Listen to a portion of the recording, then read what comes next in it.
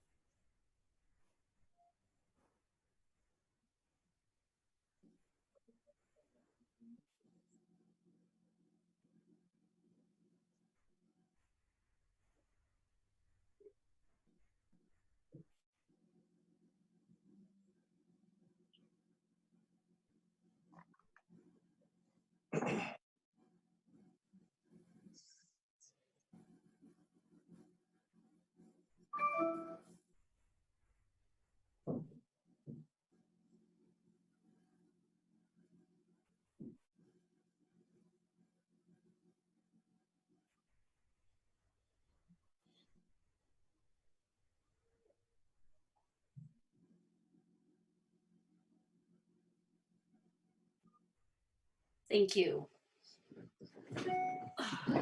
Okay.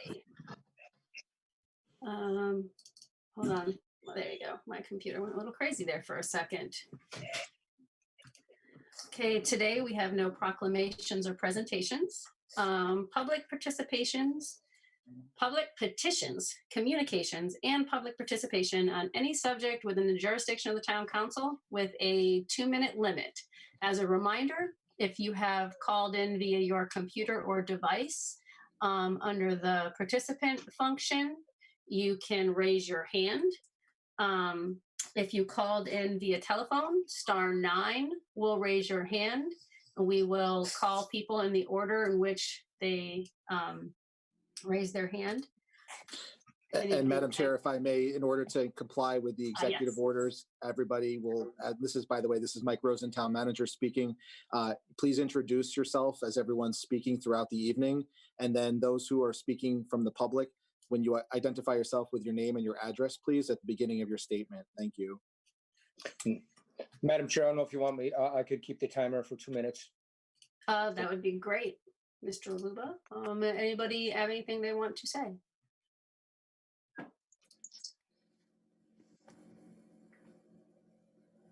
Okay, I am not seeing anything, so we are going to go on. On item 6, we have our public hearing items. 6-1, 6.1, I'm sorry.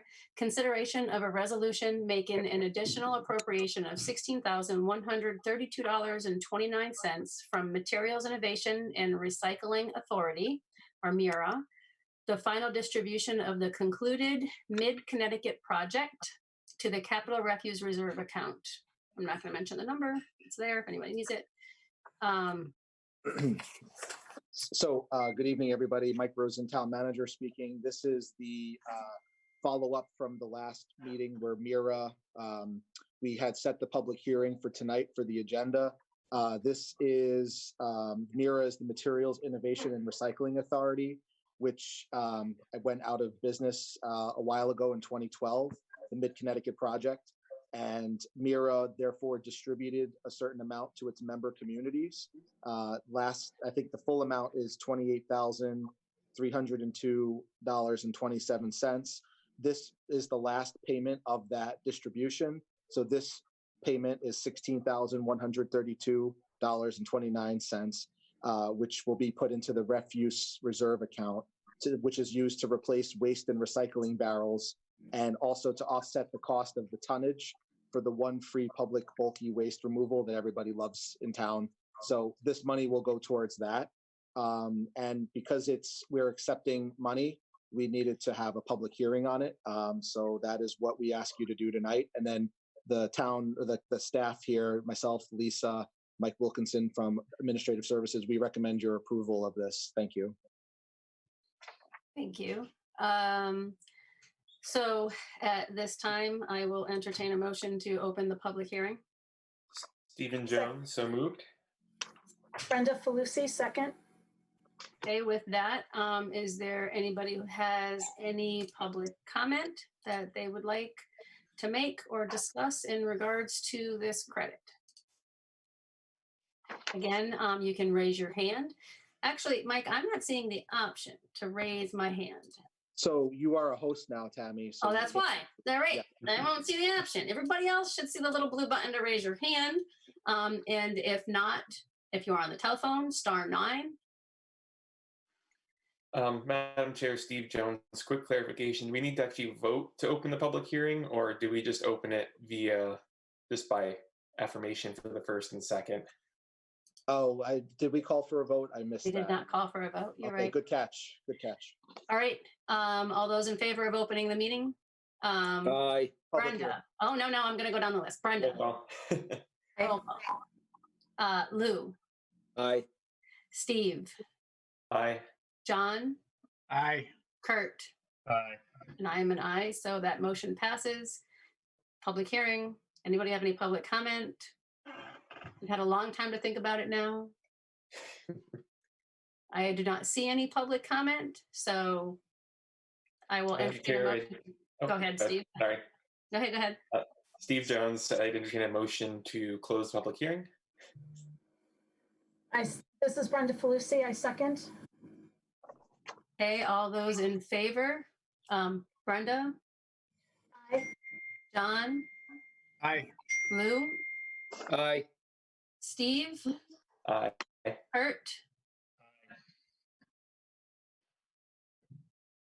Did Kurt say yes? What did you get? Oh, I said aye.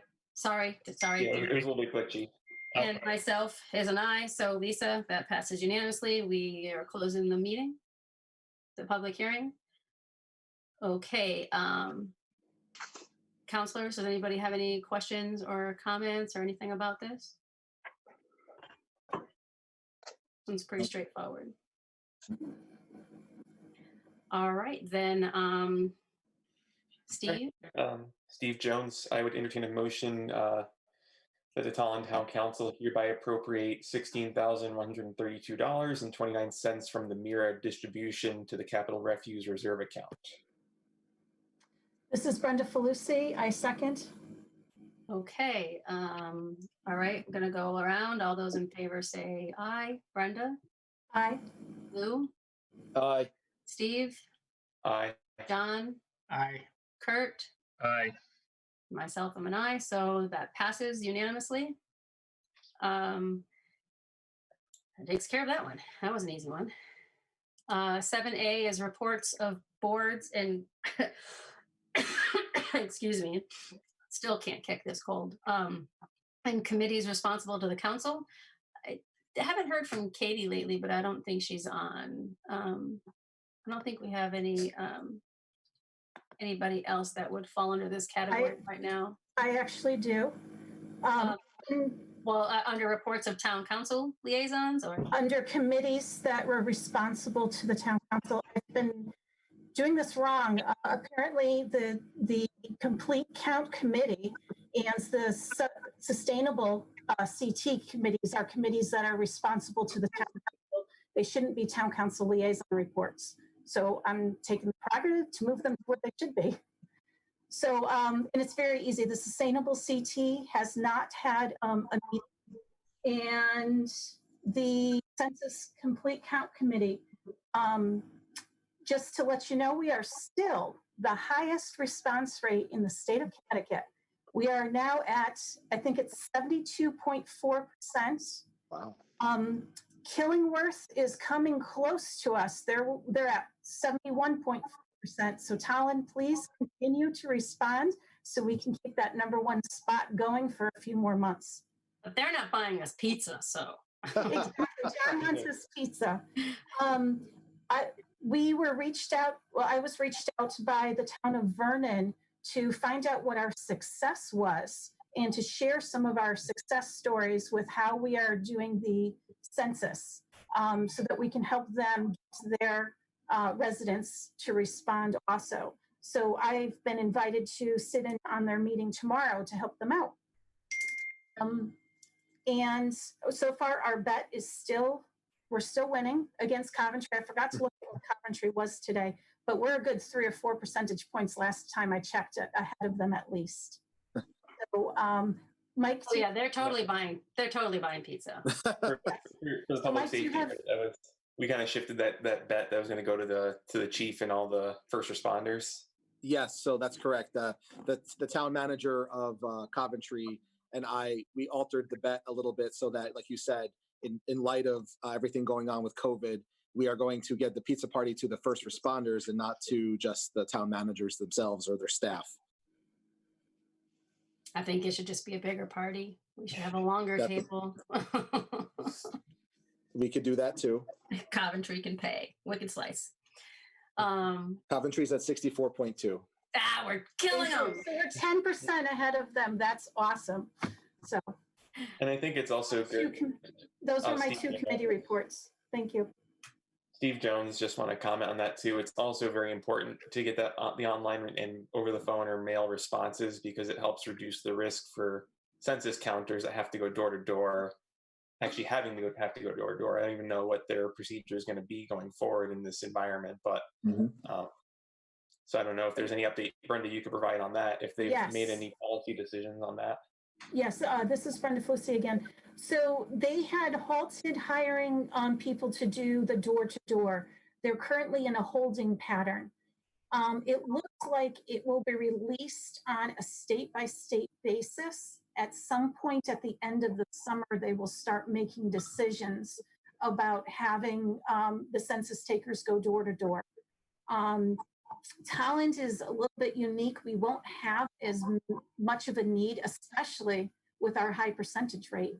We won't have as much of a need. The more door-to-door people would be people who have PO boxes. They're definitely going to be getting a door knocker, but then again, also anybody who has not responded. And just a reminder, you may all have college students in your home that were living on campus or were living in off-campus housing. They are not getting counted as part of Tolland. Those college students should be getting counted at their college or at their off-campus housing. This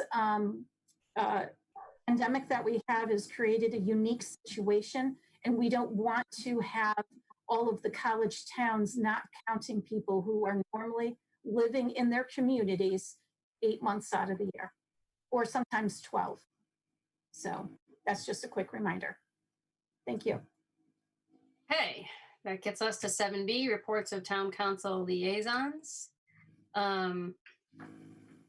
Let's start with John. WPCA did not meet, so I have nothing to report this week. Okay, Lou. Birch Grove's last meeting was canceled, so nothing to report. Okay, Kurt. I have nothing to report, so make it easy. Brenda. Yes, Blight did not meet. Planning and zoning met last night. We had a very robust discussion with Dr. Don from Goman and York concerning changes to the special permit and permitting. They went through it. This was something that came out of the POCD.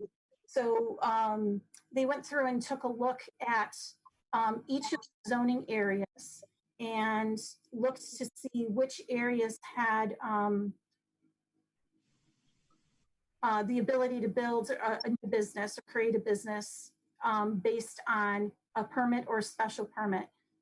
Dr. Don made a few suggestions and some changes, but everything is lined up now. And now the planning and zoning members have homework, and they're going to take a look at where we are now and make some changes.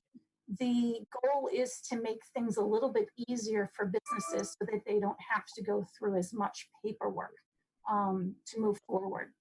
So the fourth meeting, or I'm sorry, the meeting that happens the fourth Monday of every month is going to be having Dr. Don at it, updating the zoning regs. It was a very robust and very interesting conversation we had. I would suggest everybody look at that. And the Board of Ed met last week. There's so much there. They're doing a phenomenal job with changing over from an in-person delivery of education to a remote. There's a lot going on. There's constantly changing, addressing the needs and the changes that are happening. My brain just went blank, sorry. But they also started talking a little bit about what the impact is going to be with this COVID for their budget, but they're going to have a much more robust discussion tomorrow. I believe it's at 7. And we've been getting, of course, a lot of emails, and I've been getting a lot of people texting me about what a great job the Board of Ed is doing, how people are very appreciative of the outreach that the administration and the teachers have been doing. As always, when you switch over to technology from in-person, there's glitches, there's some bumps in the road, but everybody's been handling everything with grace and compassion, and they've been doing a great job. So my kudos to them. And then land acquisition did not meet, did not have a meeting. So those are my liaison reports. Thank you. Steve? All right, so even though I'm not the liaison, I did make the effort to attend the Permanent Celebration Committee meeting. Unfortunately, due to COVID-19, they have indicated they are canceling the formal parade for Memorial Day. They're in the works of trying to create a virtual parade, having displays on the green, and trying to find a way to get residents involved to do displays of patriotism throughout the town in their yards or windows. So that's an ongoing process at this point. Otherwise, their discussions included, I believe, the Scarecrow Festival being a possible thing, as well as kind of through this post-COVID environment, how they might continue to host Celebrate Tolland and other community events. And then second is the Conservation Commission had their meeting last Thursday. Some pretty awesome news is the Tolland Stage Road mountain bike path. The New England Mountain Bike Association started up a kind of crowdsourcing funding to help support building the trail, and they've already raised $2,000 since last Monday. So that's really awesome. It's pretty much what their goal was. A bike shop's helping them do it as well to kind of promote the funds. So that's moving along really well. They went over a lot of trail designs and conservation management plans, just kind of touching base on all of those. And then unfortunately, the meeting kind of ended on a slightly sad note that the chair, Don DeGenova, is stepping down in June. He's actually moving out of town, kind of a neighboring community, just downsizing a little bit. So there's going to be a vacancy probably in June for that commission. Are they going to look to somebody else will, I'm sure, step up to be chair?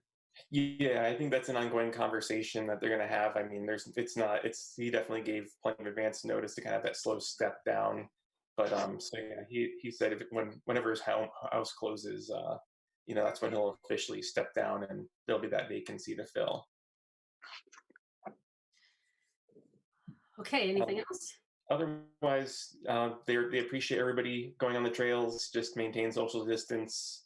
Reminders that dogs should be on leashes for public safety reasons, and take great pictures, take videos. Show how awesome the 15 trails around town are. And that's it. So I had a few meetings. I had the Board of Ed meeting, and Brenda noticed. I know one of the things that they are talking about, which is something that I think we might try to get some kind of as much of a community response to as we can, is alternative graduation scenarios. I know that they had sent out a survey to the seniors to ask their opinion, because truly it is their opinion that counts and really not anybody else's. So they sent out the survey to them to figure out how they would like to handle it. And I know that there's also a proposition right now that has been brought up to the governor about a one graduation day. And there's a petition. At first, they were just asking parents and the seniors to sign it. but I think they're moving towards now having anybody be able to sign it, which I think would definitely have a much bigger impact for these kids if people could sign the petition, so we can try to find a way for them to have some sort of graduation ceremony as normal or as splendid as they typically would. Some of the things that they talked about also is that over the weekend they served 800 meals out of the school, which is significant. That program was opened up to anybody that has children in the town, and 800 meals for the weekend is it's a pretty substantial number. Let's see, and I know they are having a meeting tomorrow. Not 100% sure if it's 7 or 7:30, though. I think it might be 7:30. I can double check. And they are asking for a joint meeting with the town council. I did receive an email from the chair, Ashley Lundgren, asking about a joint meeting, and they were first asking to meet before we had this meeting. And I told her I didn't think that was going to work because we had to meet first, and then we can work on trying to get something set up. We're going to talk about all of that with the upcoming budget conversation anyway. So I also had an Eastern Highland Health District meeting, which, as you can imagine, it was pretty much about the coronavirus and the response, what we're seeing from our entire, we're region, Mike, are we region? We're region 4, right? We're region 3 for We're we're region region 3. for emergency response. We're region 3. Okay, but sometimes we get reported under Region 4, but it was basically just an update of where everything stands. The medical reserve has received a great response. So people that have medical background can go and sign up for the medical reserve team, and they've had a really good response from that. So I'm sure Rob Miller is on, and we'll talk more about the COVID update coming up. And we had a couple of calls with the governor, and Mike and I have been trying to kind of partner as to tag teaming and asking for things as many times as we can and multiple times, and it's paid off with a few of the executive orders that we've seen that have come through. What we're trying to focus on now is we're looking at still trying to get unemployment numbers, but also we're trying to see if the governor would be willing to give us the ECS credit, our grant money, in the first quarter of the year rather than in February. So we're looking to hopefully get it between the July, August, September timeframe to offset what we think we're going to have for lost revenues from the tax relief program that we filed. And also hoping at some point we're going to get around to asking if he can suspend. I don't have a whole lot of hope on this one because for every dollar they take from us, they give to an alliance district, but trying to get the governor to take our 10 years and make it 11 and not hit us with an ECS reduction for the year. But all we can do is ask and continue to ask and continue to ask and see if there's any response to it. But that's kind of where we're focusing in on right now with our questions. That's all that I had. I don't think I have anything else from a meeting perspective right now. So that gets us to 8 in new business. 8.1, we have an appointment of a new member to the town council. So, Madam Chair and Mike Rosen, Town Manager speaking. As you all have heard by this point, Robert Abate has officially resigned from Town Council. And as Bob was a Republican, the Republican Town Committee endorsed Cassandra York for the vacancy that was left behind by Bob for his 2-year term, which he only was a couple of months into. So in the interim, well, Cassandra's here tonight. Our town clerk, Sheila Bailey's here tonight. Sheila has met with Cassandra and already Cassandra's taken the financial disclosure form. So there's nothing standing in the way of swearing her in and having her join the meeting right away. Okay, so where does that get us on the actions here? Well, there's a resolution that. Resolution. Page 12. 8.1.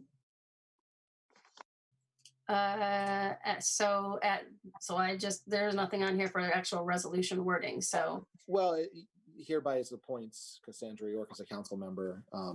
It's on page 12 of 24. Yeah. Oh, is it? I'm on the wrong page. Sorry. There And you go. can say, you can put the term date on there if you'd like. Steve, do you want to put a motion on the table? And then we can discuss it? Sorry about that. I was still muted. So Madam Chair, Steve Jones, I'd entertain a motion to have the Tolland Town Council hereby appoint Cassandra York as a council member to fill the remainder of Councilman Abate's term. I'd second. Seconded, okay, any discussion? Steve Jones, just, one thing I just had been thinking about since hearing kind of some of the news and the back and forth is just for everybody to kind of keep in mind is, I'm just kind of paraphrasing a quote, was that, for everyone you meet, they're kind of fighting a battle you know nothing about.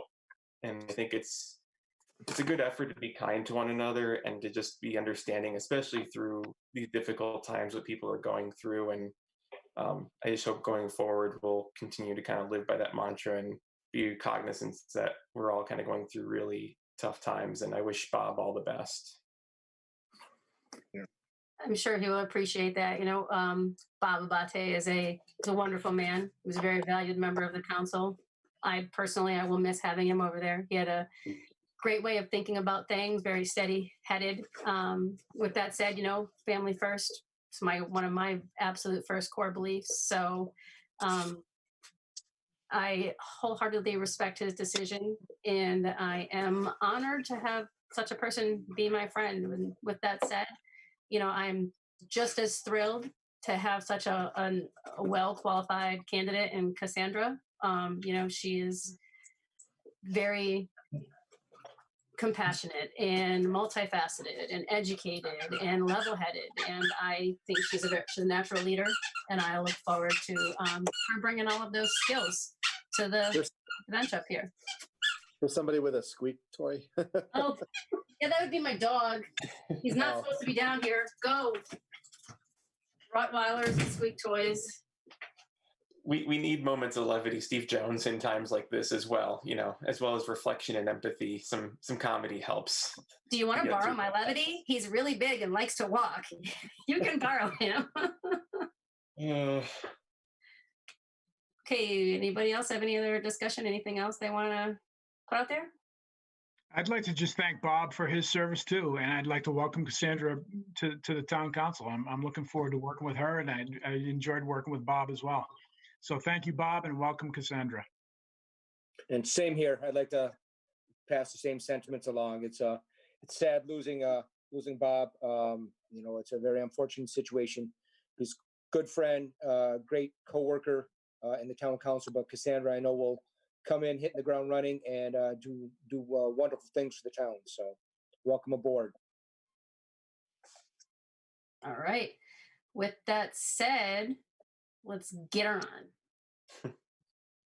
You can unmute her now. She is now officially a town You should take a roll call vote. Well, do we vote before? We have to vote and then Sheila swears her in, right? Correct. Yes. All right. So, okay. With that said, all those in favor, Brenda? Aye. John? Aye. Lou? Aye. Steve? Aye. Kurt? Aye. And I am most resoundingly a aye. So, Cassandra, you have now been unmuted. Thank you very much. Welcome to the Welcome council. to the team. Thank you very much. I'm happy to be here. Sheila, do your deal. Sheila Bailey. Cassandra, could you raise your right hand to take your oath of office? Thank you. Do you, Cassandra York, solemnly swear to support the Constitution of the United States and the Constitution of the State of Connecticut, as well as the charter and ordinances of the town of Tolland, and to faithfully discharge, according to law, your duties as a member of the town council to the best of your ability, so help you God? I do, or I swear. I'm not sure what the appropriate response is, but yes, both. Either one, I do is good. Okay, thank you. Congratulations. Thank you. Okay. It's official. No backing out now. All right. That gets us to the next set of our agenda, which is the COVID-19 update. Is there Okay, so anybody who needs to get off early, Mike? I haven't heard, but I just want to verify that. So we have a couple of people here that have been joining us for these COVID calls between Fire Chief John Lytle, Superintendent Walter Willett, and then Rob Miller from the Health District.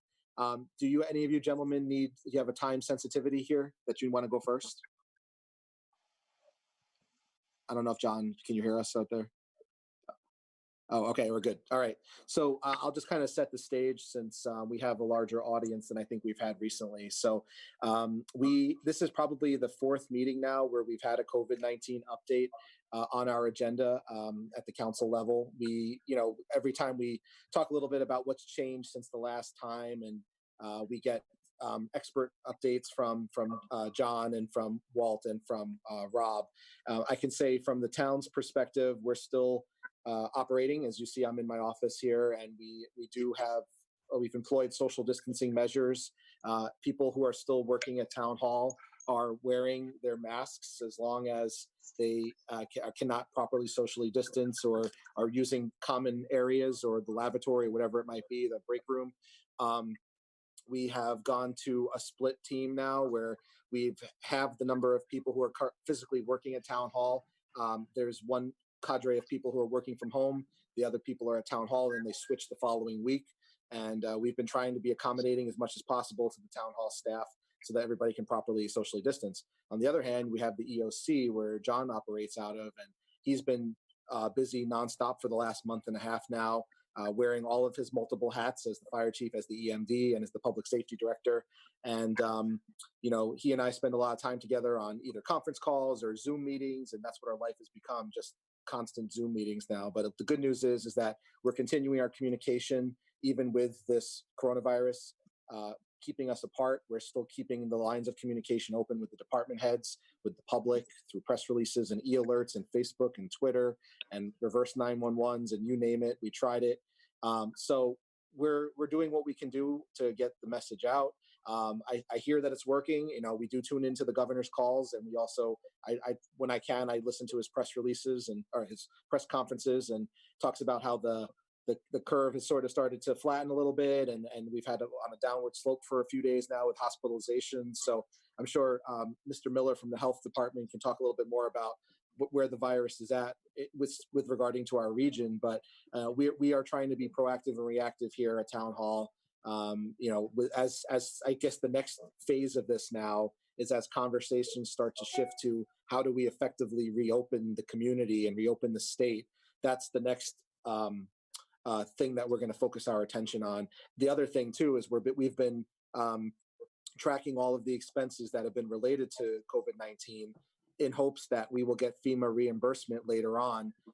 So that's something that I know we're working with the finance department as well as public safety and public works and our office here to track all of the expenses.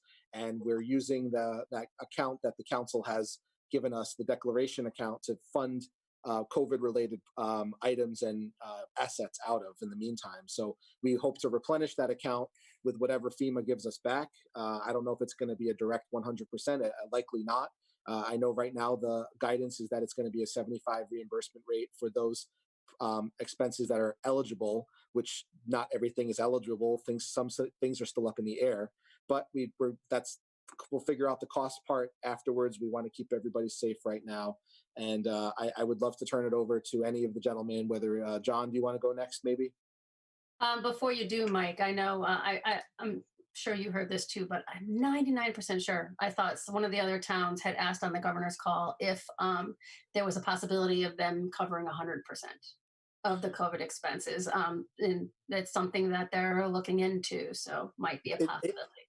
I believe, Tammy, that it's a request. And I think that if Connecticut gets that, every state's going to have to also get that as for a fairness thing. So I guess it depends on how much money is in the pool and how much we're lucky, I guess, to some degree. They're fortunate that they've committed 75%. So we know that like I said, we're tracking everything, whether or not it's going to be eligible. We'll try and see what happens. But there are some things, even these Zoom licenses or the devices that people have at home now. We don't know whether or not they're going to be covered later, but we needed to get that going so that we could properly socially distance.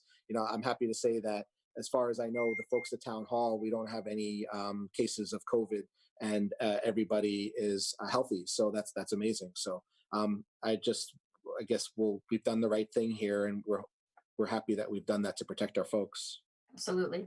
Yep. And if they come up with a way to come up with the other 25% at the state level or whatever, we'll let people know as we go. But it has been asked if anybody had that question. So how about we go to, who do we have on? We've got Dr. Rob and John. Yeah. Steve. All right. So let's do Rob. Thank you, Madam Chair. Good evening, Council. Good evening, Town Council. Thanks for having me here tonight. No, thank you for coming. No problem. As some of you know, I do put out regular reports.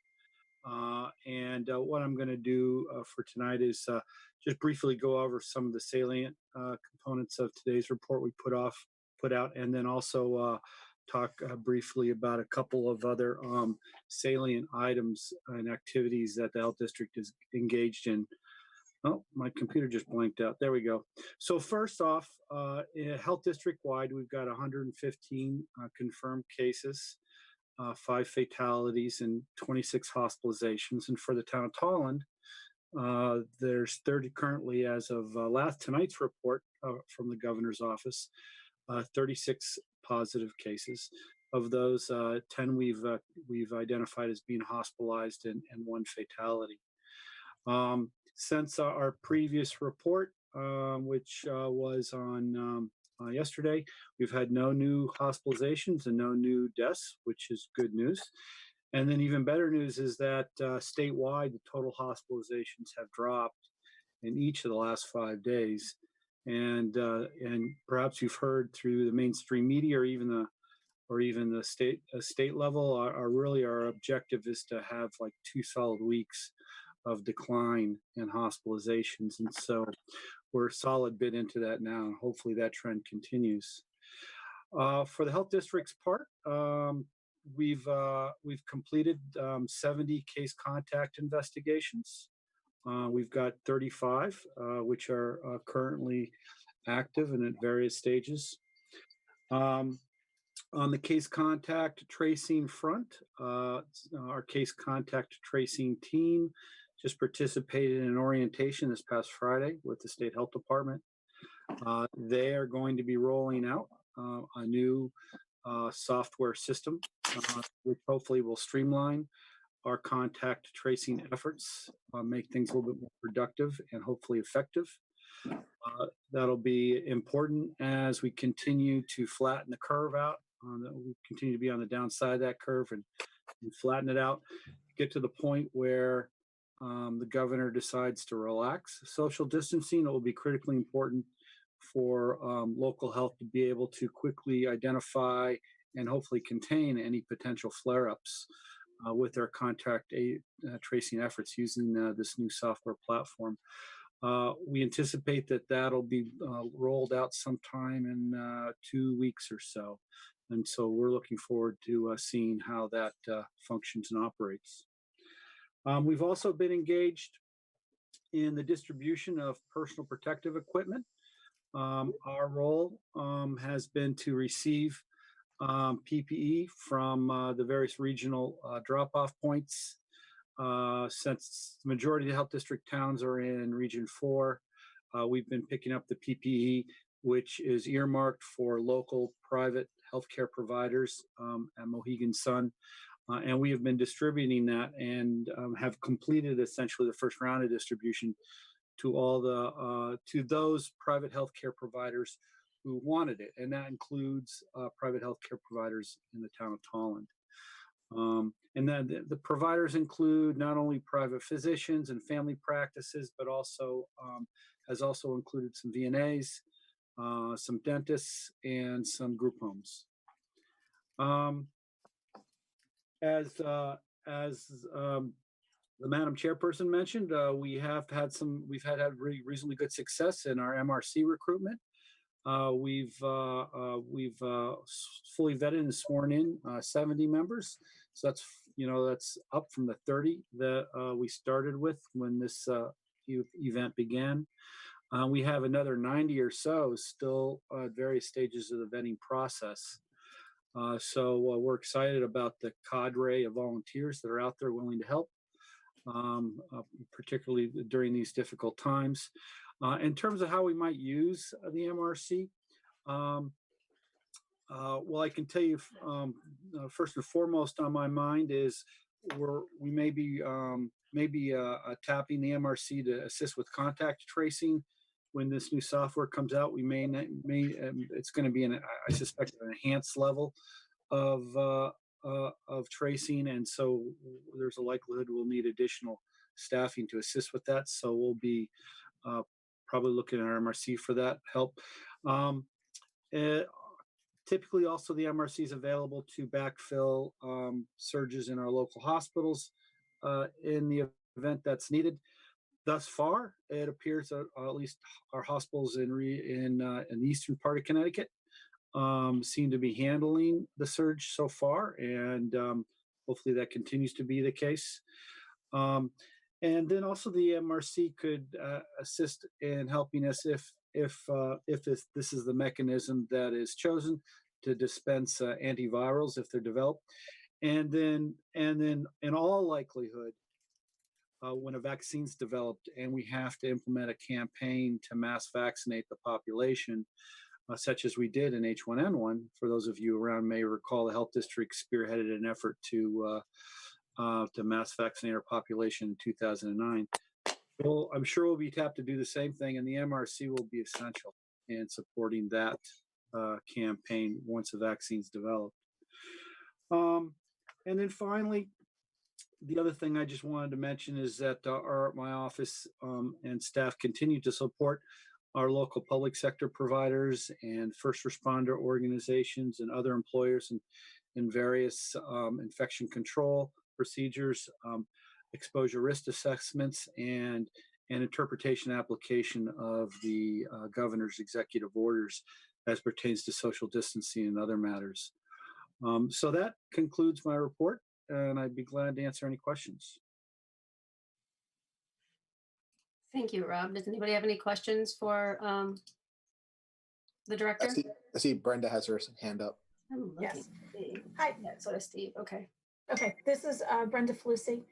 Have you seen any towns decide to create some sort of like opening committees that would help disseminate information or give advice to their each town's unique situations once start releasing some of the social distancing requests?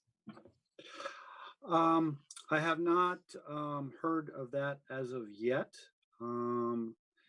It certainly makes a certain amount of sense. I mean, every town has its unique characteristics. But at this point in time, I haven't heard of such a thing. And when we do start lessening the social distancing and allowing workers to go back, obviously we're going to be having residents in Tolland moving out of, reporting to work out of this district, maybe doing shopping out of the district.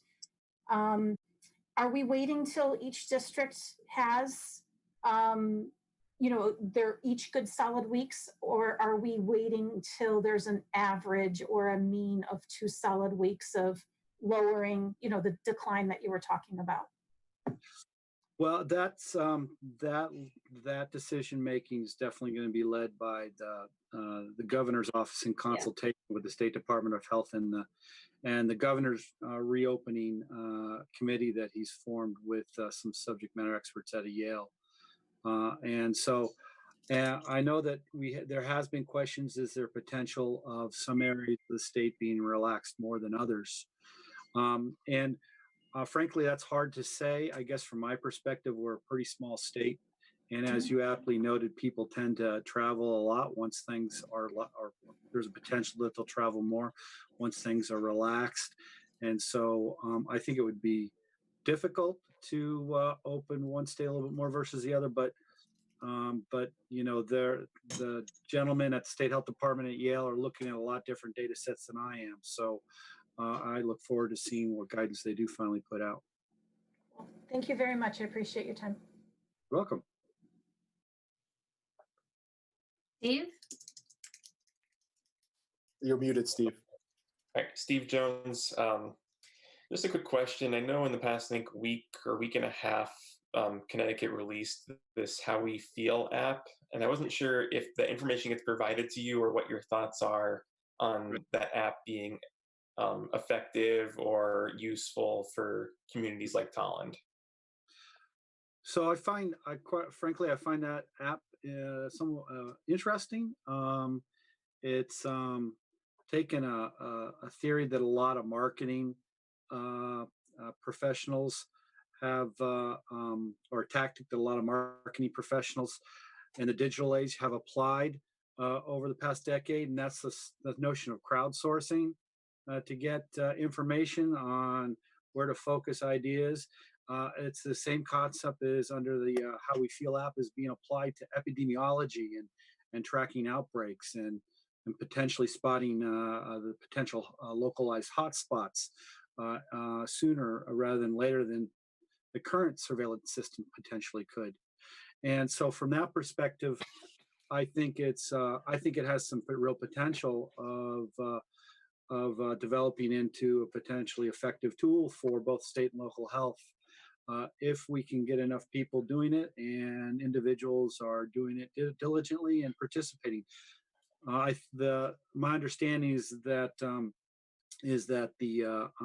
the app managers, and it's a consortium, a cooperative between subject matter experts from Harvard and MIT. I think that there's already enough people participating in statewide to get some useful information out of it. My sense is, though, the more the merrier. And understanding that it is voluntary, understanding that it is self-reported data, understanding that it's basic data too. How do you feel if you're not feeling well? What are your symptoms? Have you become in proximity with people who you think may be suspected or confirmed cases? As an individual data point, it's not it's not particularly meaningful, but as a population-based tool, I think it could have some real effect.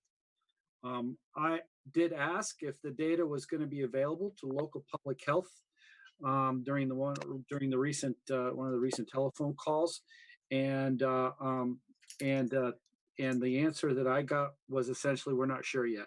So I'm going to ask the question again because I think it would be very helpful if we could see what the data looks like and to see if, in fact, if it's going to potentially identify, say, a neighborhood, or in this case, it's at the zip code level. So it would be a community like the town of Tolland, potentially where we could see some early indicators that there may be a flare-up, which we could respond to at the local level and hopefully contain. So my general sense is it's a good thing and that people should participate in it if they can. Okay, thank you. Anybody else have anything for Ron? All right, then let's go to, do we want to go to John?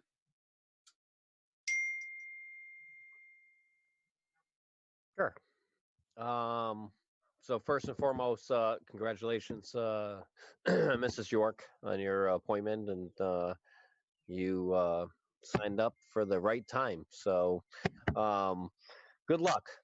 And like I said, I miss a bait. So good luck, and obviously anything I can do to assist you or anything else wise, good luck with your term and everything else wise, and you're always welcome down at the EOC as well to see an operations center what's happening. So as far as our position, Rob's obviously the expert, and Rob's been assisting and helping us, and Rob and I have some great communications, either the weekend texts or the phone calls when I have to call him and say, this isn't on my list. So from our end, it's crazy. I'm not going to lie to anybody that's on the meeting tonight.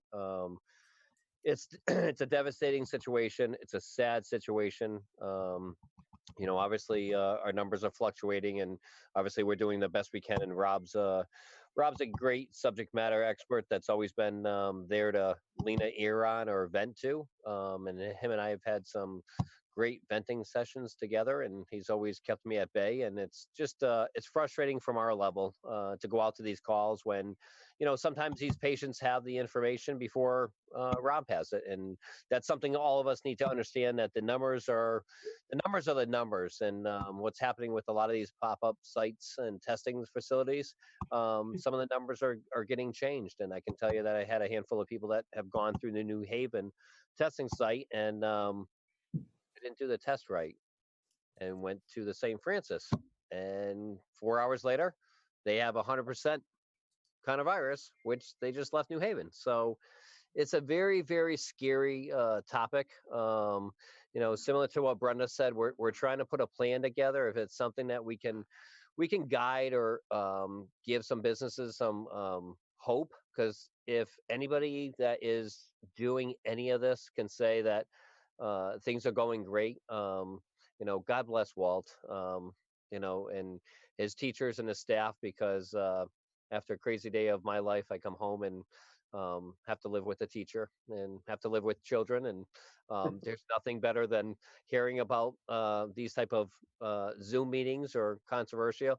And if you turn it off and you turn the news on, what are we seeing? All you're seeing on every single channel is the coronavirus and the negatives and the bads and everything else wise. So it's tough, but from our end, we're trying to do everything we can in the community. I'm trying to go to some calls that are trying to be there for emotional support. There's nothing worse than walking out of a house with a bunch of PPE on and looking at families and saying, I'm sorry, you can't ride in the ambulance, you can't go with us.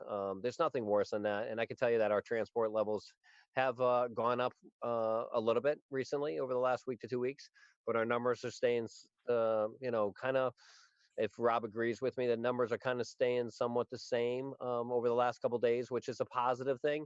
All I can hope for is that people don't jump the gun, and the bad thing is the warm weather's coming. So, like today, this afternoon, it was like a pop of sunburst. Everybody was out and everybody was doing things, and if we can all get the message out through the schools, through the parents, through the whether it's be the political groups or the citizens or whoever, whatever group in town, to get the message out to our younger population, not to get together, not to start having campfires and getting close. I don't know what the best way to do it to get the message out there.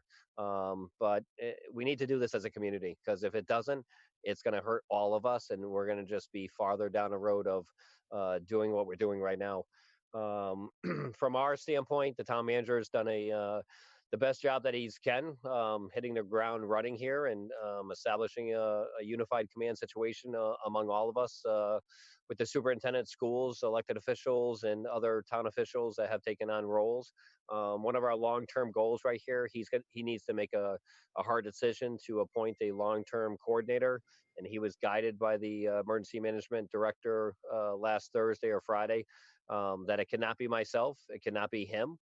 We have to appoint a long-term coordinator to work with the unified command to get us up and running in business and long-term recovery-wise. If we think that this is going to be over and we're going to open up and everything's going to be back to normal, it's not. It's going to take a long time for people to get back into the swing of things and get back into business. And it's going to be a different on a human population as far as businesses and restaurants and not being fully capacitated as far as the capacity level and shopping and everything else wise. So we need to do this jointly and together. And I don't know what the best answer, like Brenna kind of asked. Brenna's been and some of the other council members have been a part of our groups that we've been meeting with the churches weekly. And I can tell you that the church groups or the religious groups in town, there's a handful of them that they're ready to open. They've been very fortunate with us in town that they have not opened. They've been unified. We've given them some guidance this week to meet together among themselves to come up with a plan. But if I could do something or get a message out, whether Brenna's meeting with Vernon or other counselors or meeting with other towns, could you do us a favor? We can rewind the clock right now back to March 12th, March 13th. can we do something unified from community to community and having the same messages and having the same thing of opening and doing things unified and unitly, where one community doesn't look at another community and say, well, they're outside in their playscape and they're back over here. That is what has started since March 13th and all the way down. And we've just been reactivary like Connecticut, most people are, and just reactivary. So I've done everything I can to give our churches, our business leaders plans to say, hey, you're going to need to buy this. You're going to need to get sanitizers. You're going to need to get disinfectant, stop signs, distancing, literature, or whatever, and start putting a plan together so you can put something together. If you haven't watched the news, the hairdressers and the other barbershops, they're pushing the governor to try to open slowly, to have one person, two people. You're going to see that across the state in the next 3-4 days, next week to 2 weeks. And if we could do something from a Tolland County aspect, or whether it be coming from Rob's Eastern Health Highlands, and I don't know what the best answer is, but we need to work together with this to open this community and open other communities in the state as well. We're going to take all the guidance we can from the governor, but you can see that people are pushing it, as you see in the news every other day. Florida, Georgia's, all these other ones. The pressure is just gonna escalate into this direction. So, So sorry, John, are you then asking us, maybe Mike, to when we get guidance from the governor, which from what I understand from the last call on May 20th, his committee is supposed to start giving out information on how they would like to see the rollout. And he said to us that that rollout could start in July, but go through the end of the year. So what you're saying is when we get that guidance, should Mike maybe be talking to the towns that touch us to have well, some sort of coordinated rollout? yeah, like I said from day one, and I'm not bashing any committees, but if I was myself in a town manager's role or elected officials role, we have CCM, we have GROG, and we have all these other experts that are out there putting some type of guidance together in a template for municipal officials and businesses to follow. You can take every single executive order from the governor's office, and there ain't clear guidance. Everyone questions or looks at it and says, does this affect me? Do I take part of this? So I think that the state needs to do a better job to come up with a standard template from the state to the communities, and whether you do it by county, Hartford, Tolland, Wyndham County. I mean, you have two towns right now, Chaplin and Scotland, that don't have any cases. Either everybody's missing in that town or there's no cases in that town, which is very odd, which Rob's laughing. But every day I look at Chaplin and Scotland, how do they have 0 cases among the whole states? It's weird. So, it's something that we need to do uniformly. So if I was you guys and you're talking to Vernon, get all the other elected officials together to do a unified approach, because what do? Our recreation director contacted the other towns. Are you open yet? Are you doing something? Our libraries did it. Why can we not do something uniformly as far as the numbers and looking at it? Because we're going to see the numbers go from a week to week, but the numbers, like Rob will tell you, and I'm not trumping on Rob's tune, the numbers are off by a week. So what Rob gets, and now you have more of these private testing sites opening, don't look at those numbers as solid stone, because the numbers are off by a week. When Rob tells me an address, I might have texted him a week before to say, hey, guess what? I'm going to 4 or 5 cases right now. So from a community level, it's something that we have to look at, and I think we should do it uniformly. My biggest concern is Woodlake. And I'm not going to lie to any elected official, anybody else on the page right now. I am doing everything I can to help Woodlake. There was a bunch of donated masks that came out, and I'm trying to get the elastic masks that go over, because I think that's easier from the director's standpoint for the older folks at the nursing homes. But if I can get all those nursing homes, the Winding Rivers, the Parker Places, the elderly housings, and get them 3-4 masks, that's our population. If that call volume goes up, my service hurts, and it's sad to say that, but I'm trying to do, and right now I'm halfway there. Some churches and some other citizens dropped off masks to us the last week or two, so I've given some of our supplies from a town level to Woodlake because they haven't got some stuff, and I'm trying to help them out a little farther. But I'm also trying to help out the other elderly population as well, and I know others have as far as human services and the senior center, but we have some work still cut out for us. I can tell you that I have a lot of staff members that aren't coming out to calls. Unfortunately, we had a devastating situation with a community, a family that is a great family in town, and all the families are, but they lost their whole house last week. That's a sad situation, but fortunate they had somebody to go, and nothing but praises to Walt Willett and his school staff and others that reached out to him in the community that started a GoFundMe page. But the community has a lot of support, which is very fortunate, especially in this time, especially when you need to isolate. It's not like they were going to go to a hotel or something else, but they're very fortunate to have a place to go to. We're trying to do what we can to support them. I can tell you that out of this whole bad, devastating situation, it's nice, and like Steve Jones even said, this is a time and place when we're all going crazy. If you're not going crazy at your house, you're not going crazy going outside. We need to work together and come together. And from my end to everybody else's end that's on the phone here, if anything, we should come out of this together stronger and more united. Tolland's always been great about rebounding and coming out of disasters and emergencies. This should be no different. I will be honest with you, I'm scared about what's forecasted for the hurricane season and everything else that's coming down the pike. We think we had a little windstorm that rocked our boat 2 weeks ago.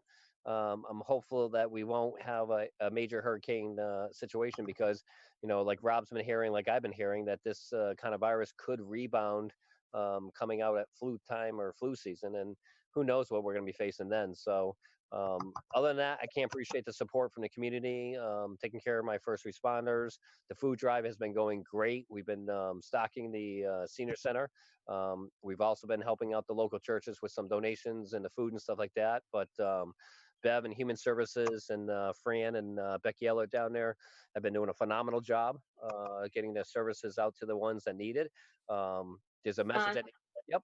Are you still looking for food to be dropped off at the senior center, or? Yeah, we're going to keep that going right now, and it's been very fortunate, but we're going to keep that going. And as far as our listings of volunteers haven't been used that much, we've been using them recently to pick up stuff. But keep the food drive going because I think there's a lot of people in the community that still haven't got their stimulus check. I think this is going to go on for another month or two. We need to get the message out for those that need the assistance to sign up for the fuel, the heat, or whatever.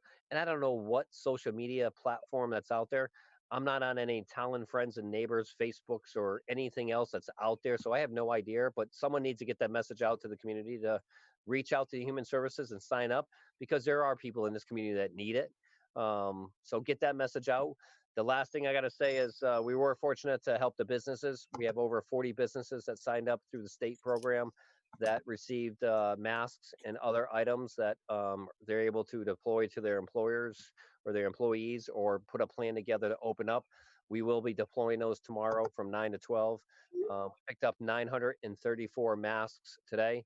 And thank you very much to the state of Connecticut for putting them in a box and not separating them, and having our volunteers go out and buy bags today, because we had to separate over 40 something businesses of how many masks they have that we're supposed to deploy tomorrow. So that's one of the things. When our level, we get supplies, we get stock, there's a lot of behind the scenes that there's times and places that I need some extra bodies or people to help out at the training center. And I encourage anyone, elected officials or not, the Board of Ed, Town Council, town, to come down to the EOC to fill in a 2-hour spot just to learn and see the spots that go on. Because if this pops back up in November, December, January, I'm going to need the assistance. I'm going to need the help. And right now we're in a lull, and take advantage of the time to come down and learn about the community and other aspects. So I'm here, and I can't thank everybody enough. And thank you for all what you guys are doing. Thank you, John. Does anybody have any questions for Chief Lytle? This is Brenda Felucci. I have one comment. Chief, just to let you know, anything that the town does share on social media gets shared into a couple of the different Facebook groups. So Steve Jones does an excellent job of doing that. I do it as soon as I see it too, and so does Tammy. So if there's anything that needs to be shared, if the town shares it, we get it disseminated to everybody. So thank you for all you do. Your work is really appreciated. We know how dedicated you are for the town. Can't thank you enough for everything you do. Thank you, ma'am. Anybody else have any questions for John? Oh, Steve's hand just popped up.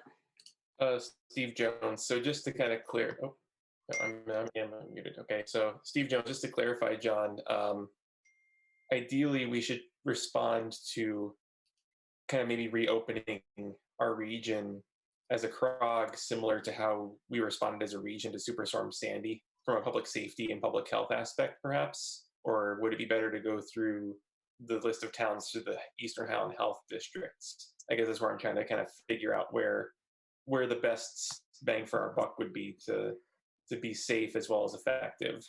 Yeah, and I've never made it up the ladder that far on elected official level, but from my expertise level, I would say that the governors would put out a guidance, and that would be referred back to the local health departments to make those decisions and work with the community. So, fortunate enough, we have Rob Miller, that's expert subject matter, and we would refer to the Eastern Health Highlands District. And it's weird because Vernon's covered under the North Central, but we would take our guidance from Rob as far as saying, hey, what do you think? And we would run everything through Rob to have a unified community approach. And I think Rob would probably agree with me to say, hey, here's what we have and this is what in place. And we would take his guidance as far as, whether it be businesses, schools, restaurants, or whatever, we would take his guidance and follow that through.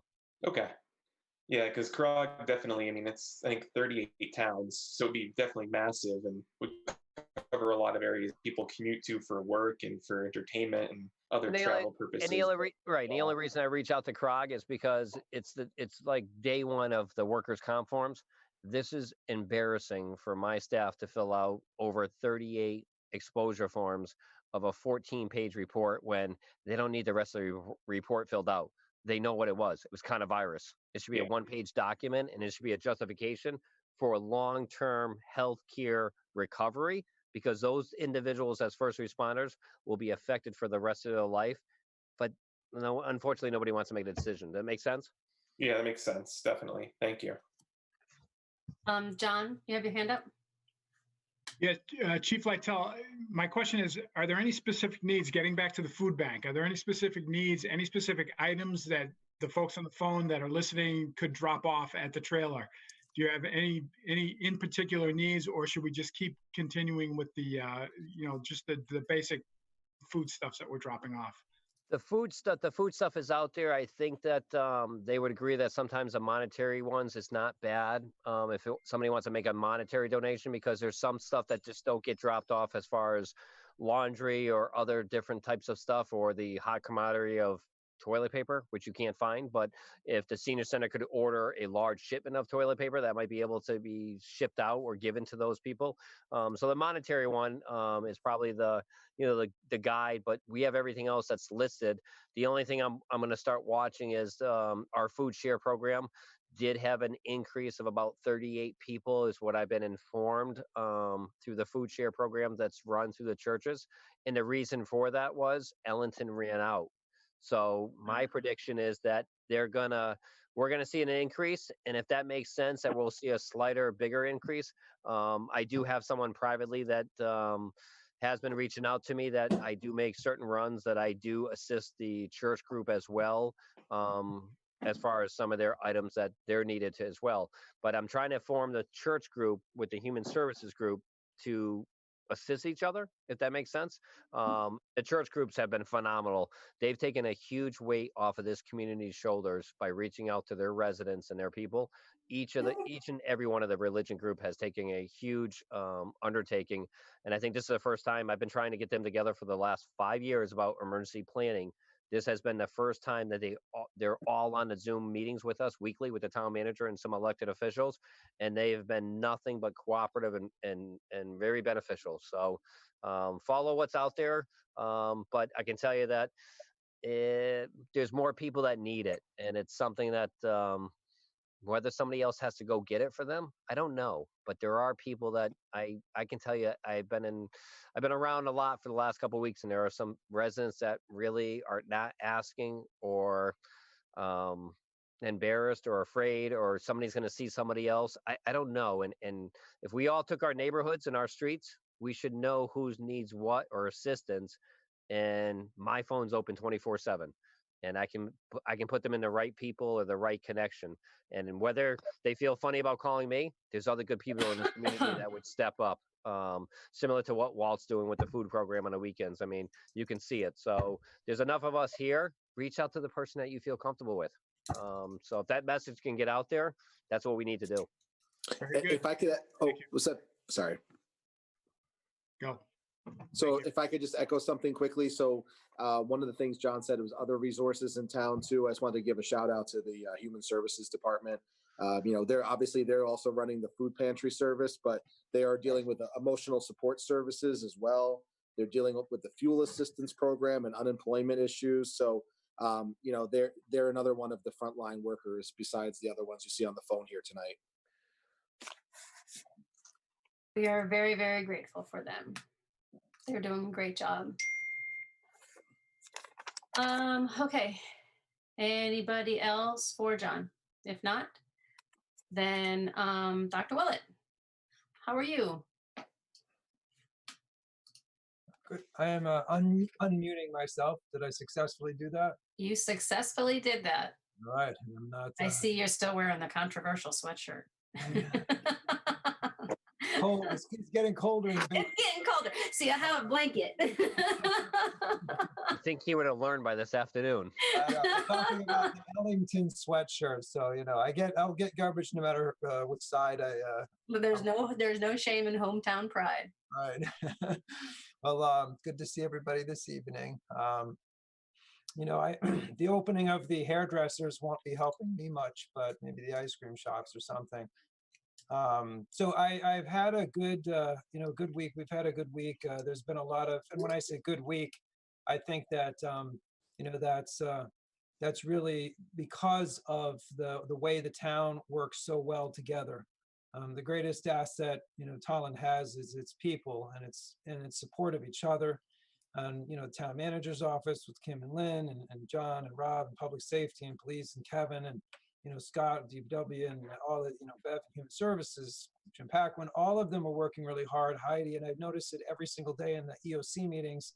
And, we're seeing the manifestation of that. And Lisa's keeping everybody going with FEMA's, cracking the whip with the FEMA stuff. So, it's amazing what people are able to get done in service of other people in this community. And so, I'm just impressed by that every single day. At the school side, we are working on grading and assessment considerations, making sure that, there's no harm done to any students or families, especially with respect to how we end the year on that grading and assessing only builds up the child and doesn't do anything to take them down. So that how we end this year is only going to create a positive momentum for kids with respect to college or other things. So we've been very careful to take into consideration what other entities are doing, like the NCAA, make sure that everything we're doing is consistent and again, does no harm to our students, and help support the families by not inundating them with things while they're already struggling with other things they have to handle. So, in the process, you have also heard of what we're doing to try to figure out how to manage graduation. Obviously, the young adults want to have the most traditional graduation that they can. And, and that is our goal too. We want to figure out a way to make that happen. I think you have some very talented young adults who are taking it to the state level, which I think is impressive and very, very smart, because the state level is where the decisions are being made now. But, I pledge to the students and have pledged to the students and their families that I know we got hardworking people like Dominique Fox, Tom Poland, and Todd Blaze, and others who are spending 24 hours a day thinking about this. And along with the students who are going to provide the innovation, we're going to make sure there's a good graduation for the students, and it'll be a good celebration for Tolland as well. Transitioning right now, I'm trying to work on some grants to make sure that we still get the grants that we're due. I'm trying to resolve contracts, and by that I mean find ways out of ones that no longer are relevant based on our virtual learning environment. I'm working to support families in various ways that the families have needed it over the last week or two, with obviously help from others. I think we've been able to do that, and we're all better for it. Emotionally and physically, we know that people are struggling to be resilient right now. We expected that, and we're making adjustments to help in every way that we can to support them. And the Board of Ed is very active, proactively engaged, and scheduled a meeting for tomorrow to make sure that they, are ready and right in the right place at the right time to get information and to be able to support the community in every way. Very impressive Board of Ed that we have, and I'm very lucky to be working with them. And finally, we do have an initiative that we call Uplift at in the schools. So we're just working on various things to try to help infuse uplifting things in the community. The parade was one part of that. We have a lip sync competition that's getting ridiculous, but is worth a smile. Various storytelling activities, Lego competitions, virtual 5Ks, and all kinds of other things, and more to come. So we're trying to continue to provide things that will help people smile and distract them from, as many of you have aptly noted, the news that is a constant drain on, I think, everyone's souls. So we're trying to put things back in to keep people smiling. So that's about it for now, but we'll keep working hard for everybody. Thank you. I appreciate that. I love the idea. I didn't know. I've seen some things happening with like the community things and that, but I haven't seen all of the ones that you mentioned. So, you should open those up to the rest of the community. You could get some interesting entries there in a lip sync competition. Looks like Brenda has her hand up. Yes. A couple of quick questions. Can you give us an update on the lunch programs? We're also doing weekends now. And I've had a few people ask me what the numbers were, and I forgot. Well, food service, doing an amazing job. One of the independent things in the school district doesn't draw on the operating budget. Abby Kasman-Harnett, the director, does a fantastic job. I've been working to make sure that that program is supported in every way that they need. USDA is providing funds for the work that we're doing too. And we're going to, as you know, I think I've already said, I'm sorry if I repeat myself, but at this point, it's for all children age 18 or younger in Tolland. We did and are over the weekends doing 800 now meals. The individuals are able to order them in advance for the weekend, and those orders are being sustained. And we continue to work within the structure of the school to make sure that every moving part that is necessary to make that operation continue gets what it needs to continue. Because I think right now, one of the more difficult things is food. And it's situations where our human services is doing an amazing job, as are others, of keeping things going for many families.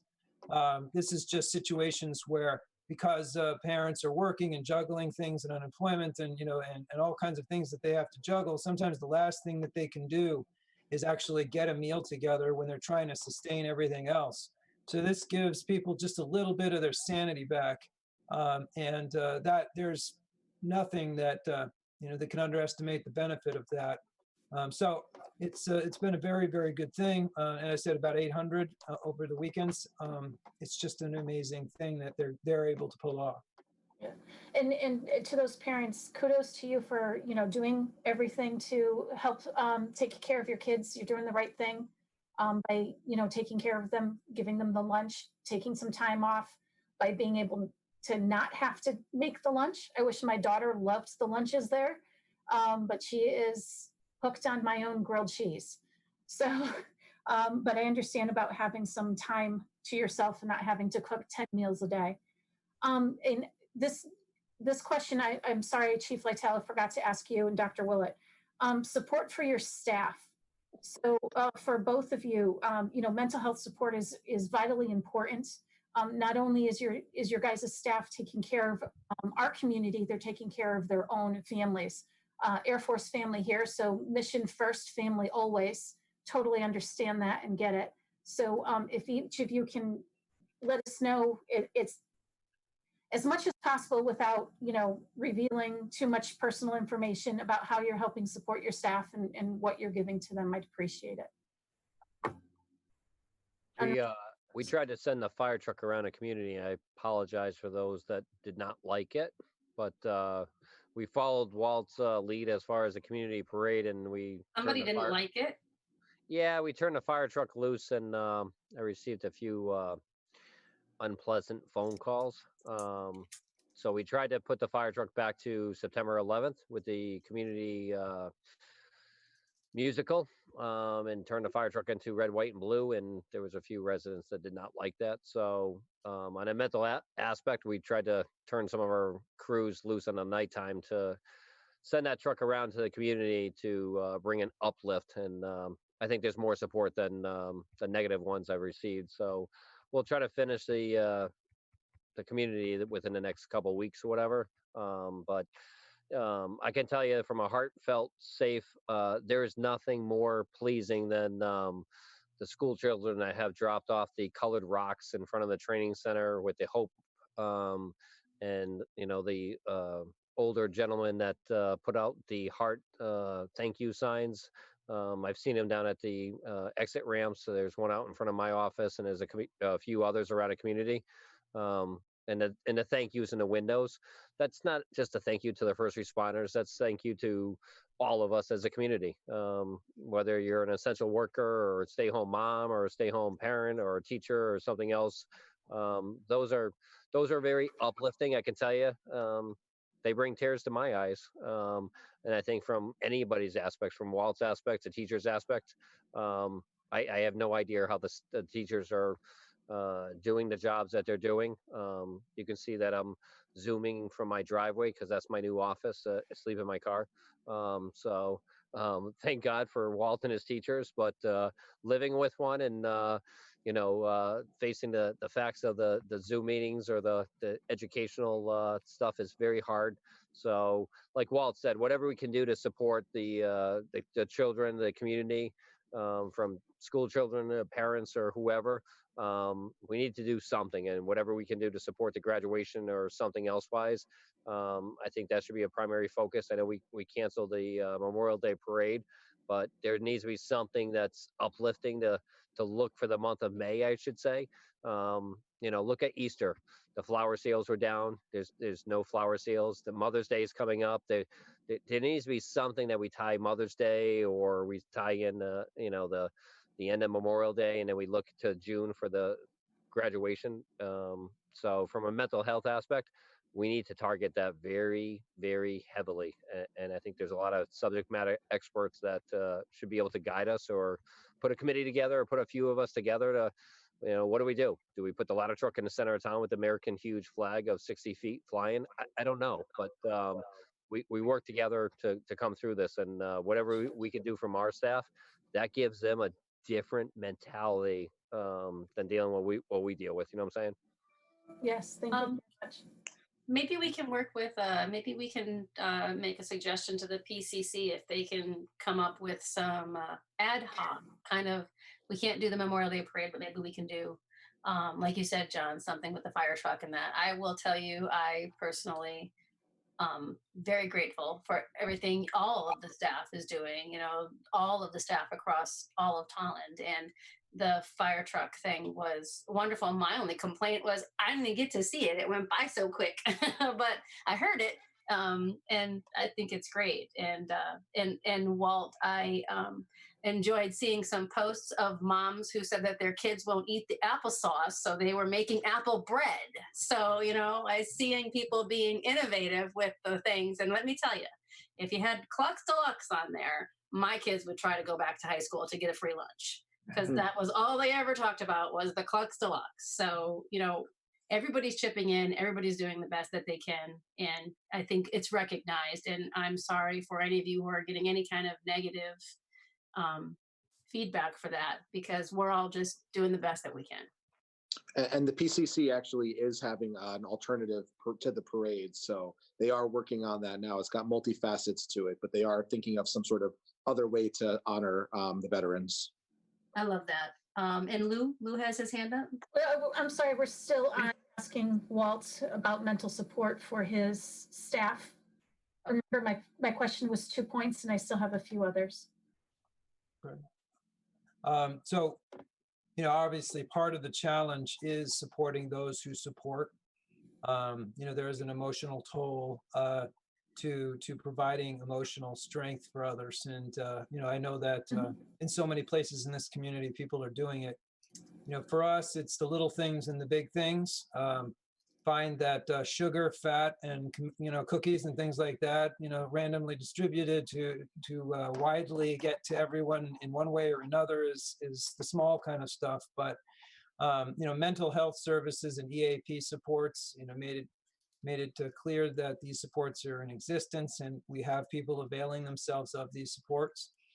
We also have internal supports, peer networks that are also working. So there are official psychological and physical supports that staff can avail themselves of and have. And then there is peer-to-peer support that they are also availing themselves of. Our nurses are keeping a close eye on both the student body and the staff. And the nurses interact with the EHHD and Robin. They also, are working very hard to try to make sure that that no one is left behind, and that no one is that there isn't anyone who isn't getting the attention of someone that is expressing caring in all facets of the way that they do that. And it's just really a relentless dedication 24/7 to provide support at any hour. I mean, I think these days, I know you're all familiar with this. We are talking to people all hours of the day, all hours of the night. Texts go off, people express frustration and pain, and we're here to talk to them, no matter what the content, no matter what the subject. So I think the district staff, they're doing a good job, a great job, an amazing job supporting each other.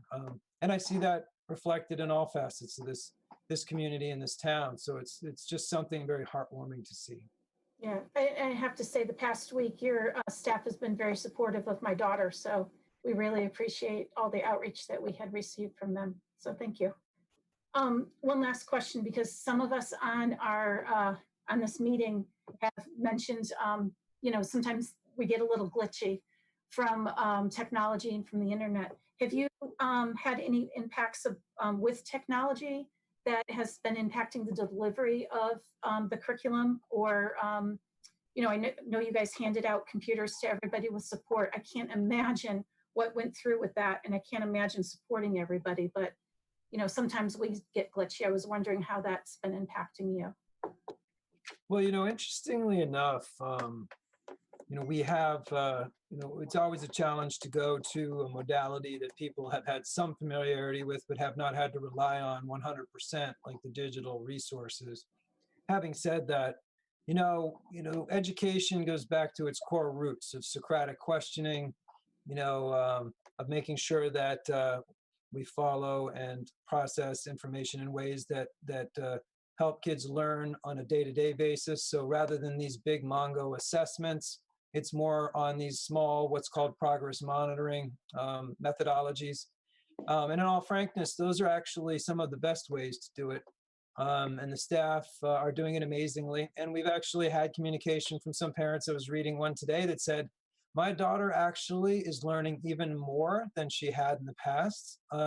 Not because of anything that the teacher did wrong or right, but because of the way that it's done now is a lot less full of hours and hours of homework, and much more, a kind of dynamic sort of back and forth. And and while that does happen best in person, this whole situation has helped people evaluate, how to do something differently.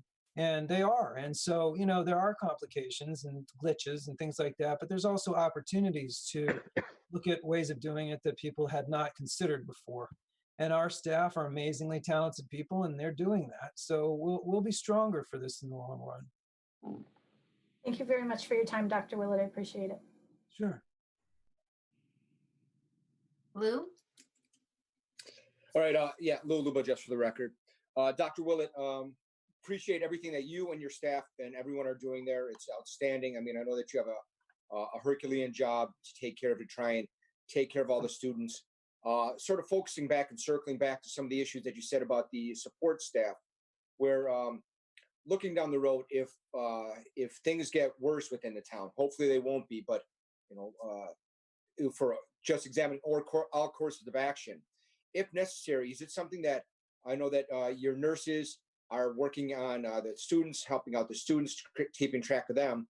But that if it comes down to it where you'll need, where the town needs additional resources to maybe help out with some of the senior housing, having people going and checking out, or having some of the janitorial staff that are in the schools, where now that the schools may not need as much care and the staff may have more time, is having them go out and help sanitize some of the areas, help clear up some, like, some other town buildings or go out to some of the senior housing, help them clear it out, because those are the people that really are the most vulnerable population, which, as John said before, that they're really not getting as much care and consideration as I think that they can be.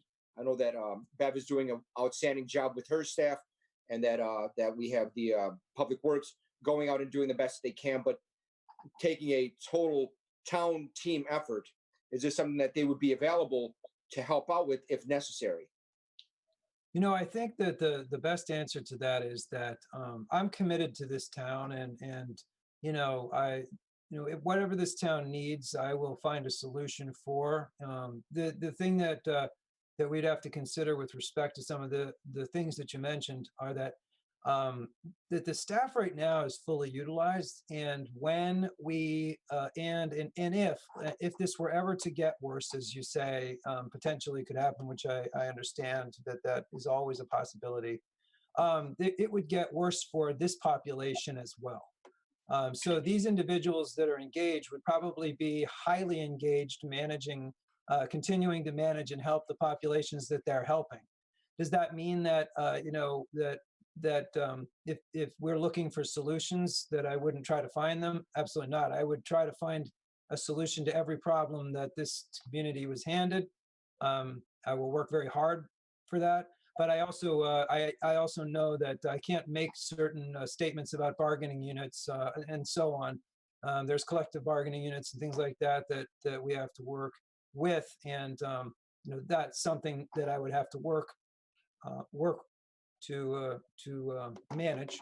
But again, if the town says they need something, I will work hard to help the town achieve it. All right, thank you. Steve? Oh, he put his hand down. Yep. Up, down, up, Yeah, down. just put it down. Steve Jones. I just want to circle back, I think, on Chief Lytell's comment. I think it's probably town to town that a lot of youth are kind of going out and about and not respecting the social distancing. And I understand that there's definitely been a lot done on the Board of Ed side and the administration side to kind of curb that. And this might be crossing some streams. I'm just thinking about the coffee house events that would be held. I wasn't sure if there's any way for coordination between youth services and a town hall and the Board of Ed to create kind of like virtual coffee houses or a virtual talent show that might encourage kids to kind of like hang out and still socialize with each other, but do it kind of in the comfort and safety of the home. I'm sure there's a lot of logistics behind that and a lot of probably releases that need to be filed and probably some safety concerns, but just something that crossed my mind. Yeah, I mean, Nancy Dunn does an amazing job of the coffee house. All Nancy would have to do is say she wanted to do it, and I will be right there to help. And we will use whatever technology is desired, and we'll make that happen. I think there would obviously be some things that may and may not appeal with respect to an online version of such a thing, but if Nancy wants to go for it, I will help her in every potential way that we can. I'll be right there with her. I think that, in terms of social distancing, the prefrontal cortex is not really fully developed until 25. So convincing this group that they shouldn't be close to each other is not easy. And we are trying to use some staff at our disposal to do that, spread out. And, when we do see things happening, we do lovingly and gently come up to the group and say, that this could be, very perilous for their families. And we're finding that people are responding, but as as time goes on, people are becoming more and more antsy, and that and they are potentially going to be getting together again. So we just have to stay on our messaging about why, and and offer whatever we can as alternatives. We'll do that. Thank you. Okay, anybody else have any other questions for Dr. Willett? Okay, if not, then I want to thank John and Rob and Dr. Willett for joining again, for giving us the update. I find these very useful. There's lots of meetings happening between the EOC and staff meetings and Board of Ed meetings and Eastern Highland Health District meetings. And this is a nice kind of summation for everybody and the 39 people who are on the call now. So I appreciate everybody's time and all the information that you are providing to us and to the town. And for, again, once again, just to be sure you all hear it, very appreciative of all the town staff and volunteers and everything that you guys are doing to kind of help us get through this. So we are going to move on to our next item now. So John, if you, Rob, you guys, anybody else there wants to drop off, feel free to drop off. With that said, that is going to get us up to 8.3, discussion on how the council would like to proceed with the fiscal year 2020 budget. And before we get into this, the intent of this being on the agenda today, there's a couple of things. When COVID happened, all of our agenda items kind of got pushed to the wayside. We're dealing with an emergency, unprecedented situation. We had a lot of stuff that we had to do, a lot that we had to establish. Declarations had to be made, and we had to figure out how we were going to function going forward. So we've taken the last month or so to really get our bearings and get everything set up. And we're going to start getting back to items that were on our agenda before. And the main thing we were up to at that point was the budget discussions. And prior to everything kind of going crazy, we were at the point where we were still having our joint meetings with department heads. And then the town council was going to meet to set the budget, and Mike was going to have his public hearing, and I was going to have my 2 public hearings, and we were going to referendum for the first Tuesday in May. So all of that through executive order and everything else has been suspended. So what we're going to talk about tonight is kind of a 4-pronged thing. One, what does our timeline look like right now? When we start up again, how long do we think it's going to take us to get from start up to establishing a council budget? 2, through the executive order, the governor has given all towns the option to have a vote or to not have a vote. Actually, he didn't mention having a vote. He just said that we have the option to not have a vote, that the town council can set the budget, and that is what it is, and we don't have to vote on it. It exempts our charter. If we do have a vote, how do we have a vote safely? And lastly, what is our guidance to Mike, and where are we from a budget perspective right now? So that's kind of very high level, the conversations that I want to start having tonight. We are obviously not going to set a budget or start doing anything crazy. We're going to start all the conversations. We're going to start talking about those 4 items, and then see where we go from there. So, Mike, I think that probably gave you enough to at least start out with your address to the council. Sure.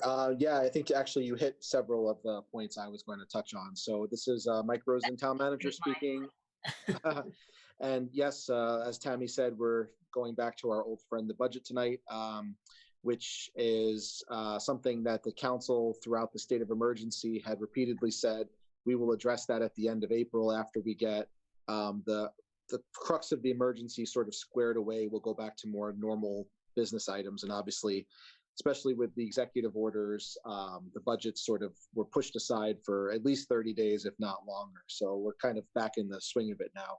And I also wanted to mention too that I know Lisa Hancock's on the line, our finance director from the town, and she and I will sort of tag team this, but I'll get us going here. So in everyone's packets, and those who are listening on at home, the packets are available online at tolland.org.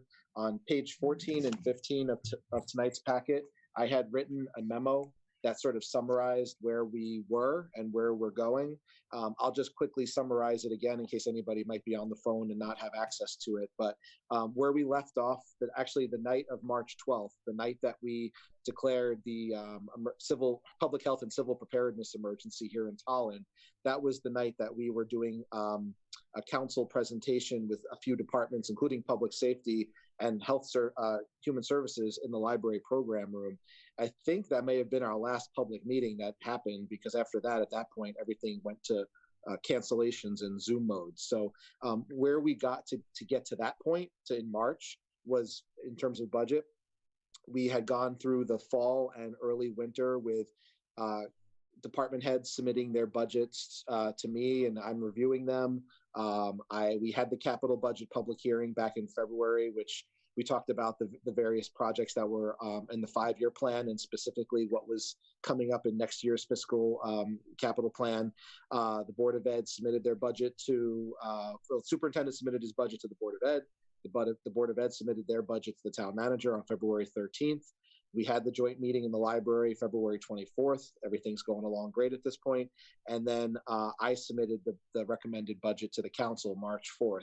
And we did advertise the manager's recommended budget public hearing for March 18th, but like I said, that got canceled. So we never had the manager's recommended public hearing. We were still in the process where we were presenting the department head budgets to council.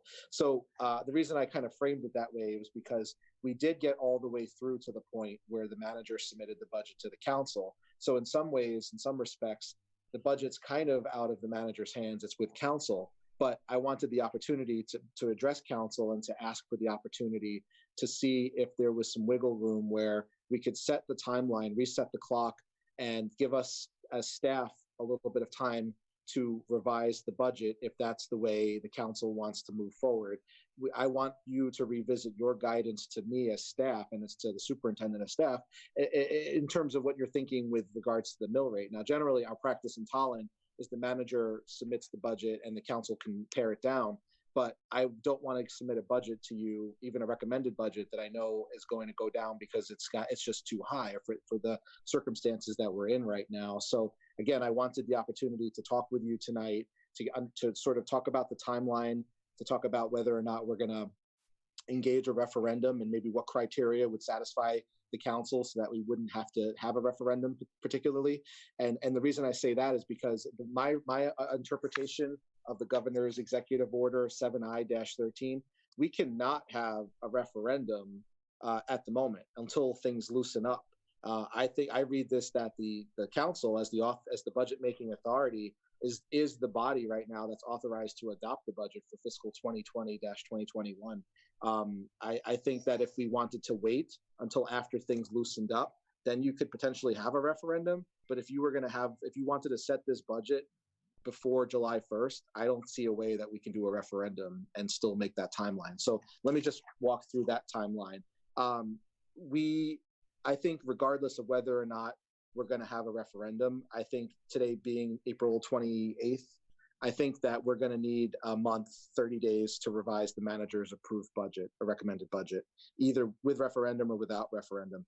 I believe we can check back in 2 weeks at the next council meeting to see how it's going or if we run into any snags. But I really think that we're going to need a month, unless the council tells me on this tonight that you want me to move forward with my originally recommended budget as it was with I think it was a 1.88% expenditure increase, which yielded a 1.86% mill rate increase. If you would like me to continue presenting that, then we don't need that extra time. But if you would like to revise pretty much anything, then we're going to need some time to work on that. And I just, if we don't go with a referendum, then we could probably get the budget passed by sometime in June so that we'd be ready to go for July 1st. However, if we did go forward with a referendum, then I would recommend that we build back in based on the calendar those days. So starting with the manager's public hearing, and then having the council finalize the budget, and then having the annual budget presentation meeting, and then finally the referendum. And I think by my math, that's no less than a month and a half. So you need to build in about 45 to 50 days on top of whenever the budget's done. So now you're talking from the end of sometime in the beginning of June to about sometime in August, and that's only if a referendum can be held at that point, if social distancing restrictions have been lifted. And I just wanted to put it on the record too that I'm aware that other communities have kind of thought of other ways to do referenda that are not in person, such as I heard drive-through referendum in some communities. I talked to my town attorney about that, and he raised that there might be equity issues, that not everybody is able to have a car. So how can they participate in a drive-through referendum if they don't have a car or the means to get to a place, or if they have coronavirus and they can't go out and vote? It's problematic. So there's a lot of things that we can talk about and juggling some ideas tonight. But I do, like my memo says, I believe we're at a crossroads. And I do think that we need a couple of indications from the majority of council tonight to give us some indication of whether or not you want us to continue the budget process as originally scripted back in February, March, or if you want us to do some change. And if there's a change, please tell us what that is so that we can revise our budgets understanding the changes. And then finally, whether or not you want to have a referendum. I mean, you don't have to necessarily make that decision tonight, but it'll help us with the timeline planning. And I may have missed something or other, so maybe throughout our discussion, I can add other pieces of information, but I'm kind of curious to hear where you all are at right now with this. Okay, so let's take this prong by prong. So we have the 4 different items here. So the way that I'd like to kind of do this, hearing what Mike just said in that, let's kind of talk about the timeline that we need to establish to get the budget back on track. To start with that one. So does anybody have any questions or any feedback for Mike? What I heard was they're requesting 30 days to revise the budget with a 2-week check-in to kind of say how it's going. And from a timeline perspective, if we go forward with a vote, they need 1.5 months from the setting of the budget, which would be when the town council would set the rate like we would have done the last meeting that we were going to have in March, in order to establish a referendum vote, which would probably be held in August. Did I get all that right, Mike? I think so. And of course, this timeline is something that we've never dealt with before, but I have the budget schedule in front of me. So according to this schedule, from the day the manager submits the budget to council, which was March 4th, it was 2 months to the day to May 5th, which was when the annual budget referendum was scheduled to happen. But in that time being, there was printing that had to happen. There were public hearings that had to happen. So that's sort of built that way. But we wouldn't necessarily have to do all of those steps. According to the executive order, we would only have to publicize the draft municipal budget and receive public comment, including but not limited to publishing the draft budget on the website and allowing people to submit their comments on the budget. So they're kind of circumventing the public hearing process by giving another outlet for it. So we might be able to reduce our timelines so it's not a full 2-month timeline.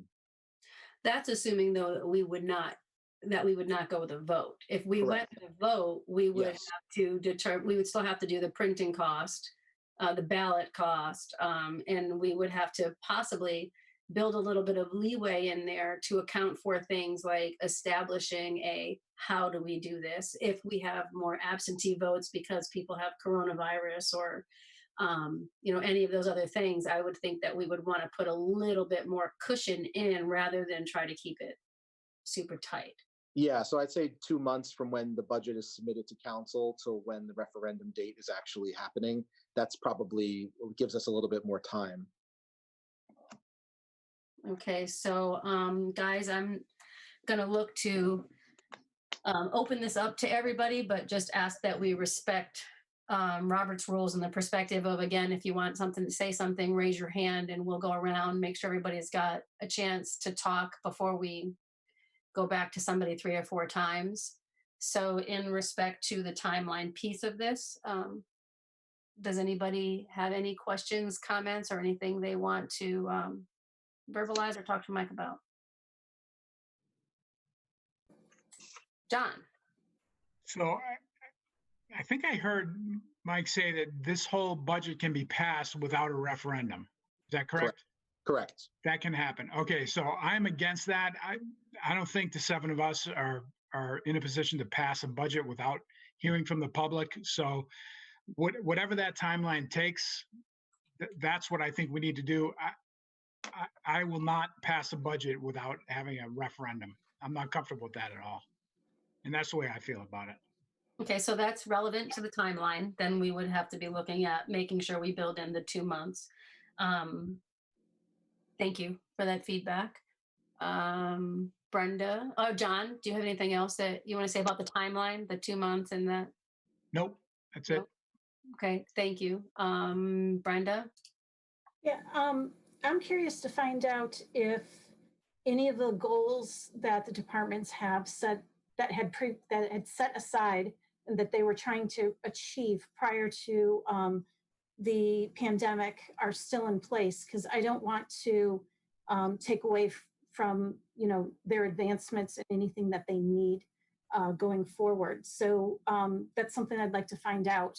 Can I suggest we hold that to the guidance section? Like right now, try to talk about the timeline piece of it first. Well, I think that could add to the timeline. That's why I brought it back, because if we want to receive some feedback first before we go in, because we've only received feedback from,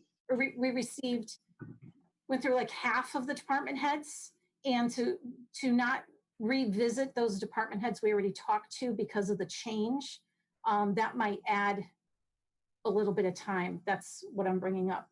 So are you thinking go back to have them come back in? Because we did have the one meeting that we still had to have that we would definitely, so are you thinking in that 2 months, we need to find a way to, even if we have a shorter joint meeting with just the department heads, to kind of go back? Yeah, or just a report from Mike Rosen, our town manager, about what the department heads may have had changes about. I know there's probably some things like in planning that Heidi has that she really needs that aren't going to come off the budget, but there may have been other things that have changed because of the crisis that it would be nice to know. So as for a referendum for the time frame, I am not willing to ask anybody to put their life, their health, or their safety in jeopardy so that we can have a referendum. I cannot leave my house because I have a daughter who's immunocompromised. So I am not going to go out and vote in a referendum. Unless we're doing mail-in votes for everybody and giving equity to every single resident in this in this community. If we do a drive-in vote, like you said, the lawyers had mentioned some people can't drive in. Some people are not going to want to be putting themselves out there to interact with other people. There's also our poll workers and the people that work in our town clerk's office. They're going to be handling papers from thousands of people. And at the moment, I'm not comfortable because I haven't seen any data about if that can be transmitted that way. So I'd like to have some more information on that before we make any sort of poll. I do agree that it is vital that we get input from our residents. And I don't like being put in this decision of having to make a decision like this, but the health and well-being of every single resident is much more important than anything else we ever do. So let me just kind of recap then. Are you saying that you are not in favor of a referendum, or that you'd be in favor of a referendum if logistics could be worked out? At the moment, I don't believe there's any logistics that can be worked out to ensure the safety of all of our residents. Okay. The R0 number is not well below 0. There is no vaccine. I have numerous people who are very concerned about being kept out of a vote if we end up having a drive-up referendum or a mail-in referendum. They're concerned with not being able to participate because of their safety. So, Okay, but if we don't have a referendum, just throwing this out there, if we don't have a referendum, they're not going to participate either. So that's the flip There's- side of it. we used to have public hearings that people can come in. We also have ways that people can send in their opinion via email, via phone calls, other ways so that we can, gather their information and know what they want. I don't like the situation we're in. There's no right answer, I believe, but I will not support anything that is going to put the safety or the health of even just one of our residents in jeopardy. Okay, thank you. Lou? Sorry, fat fingering the buttons here. Yeah, so as far as the timing issue, I think some of the questions are that I would have for Mike is that I know that the governor's executive order allows us to go forward without a referendum. The question is if we were going to have a referendum, or say if we decided, is there a timeline basically where by the state statutes, even though he's waived it where he says that we don't need to have a referendum, do we still have to have a budget presented within a certain period of time? And what is that deadline again? So the governor's executive orders do not supersede the town charter. So there are some things in the charter that should still be done. If we're going to move forward with a referendum process, then we should do all of the steps that we have missed, including the manager's recommended budget public hearing, the annual budget presentation meeting. Those things are specifically called out in the charter. And then also the annual budget referendum. And those three things cannot, the public hearing and the presentations can be done online, but the referendum, there's no way that could happen right now that I know of legally that it can happen. Speaking to our lawyers, they said you really have two choices. Either council sets the budget and the mill rate without a referendum, or you wait till COVID blows over, whenever that is, and then you're safely able to do a referendum, then you do the referendum. So we're talking, it could be months, it could be even more than a year, and I don't know what that's going to be. I know there's been at least one instance in Tolland where they delayed the budget vote, the referendum, until November of that year, and I heard that was a storm, right? That was an event that people did not want to duplicate. So the governor's executive order relaxes the need to have an in-person referendum by allowing instead the budget-making authority, in this case it's the council, to pass the budget and the mill rate, but only after the council shall take all reasonable steps to publicize the draft budget and to receive public comment thereon, including but not limited to publishing the draft budget on the website and providing an email address or other means for the public to submit timely comments on the proposed budget. I'm reading that to say that it gives us the flexibility to do a public hearing. It can let us do a presentation. We have some wiggle room as long as we can socially and safely socially distance. Okay. Thank you. Because this whole thing it's put us into a very untenable position where if we decide to go forward with the referendum, then of course there's concerns about people being able to participate, the public health and safety aspect of it. But then on the other side is that if we don't have that referendum, then there's going to be a claim that this is being done by executive fiat and that we are not taking into consideration sufficiently the people and their ability to voice their concerns and to be able to have their input on effectively on passing the town budget, which is part of the requirements of the town charter. So I'm torn on this whole issue. My position is basically that I would like to have a referendum to the extent possible. I think that we need to examine all the possibilities of having a referendum and seeing if there's any. I'm sure that there's the governor's office, the Secretary of State may be looking at ways to have that happen, like as far as putting safe voting procedures. And I'm sure that there's other communities out there that are also entertaining the same possibility. So if there's anything that we can do to further our own considerations and our courses of action, that's what I'd like to examine. So I don't know, Tammy, if that effectively answers your question. So we're kind of commingling the vote and the timeline, so that's okay. I'm writing down both, but so from a vote perspective, you're more in favor of a referendum, but you're looking for the safe procedures to do it and some kind of guidance from the state, if I heard that correctly. Yes, correct. I'm not confident that we're going to get, but we can ask for. Neither And am I, but from a timeline perspective,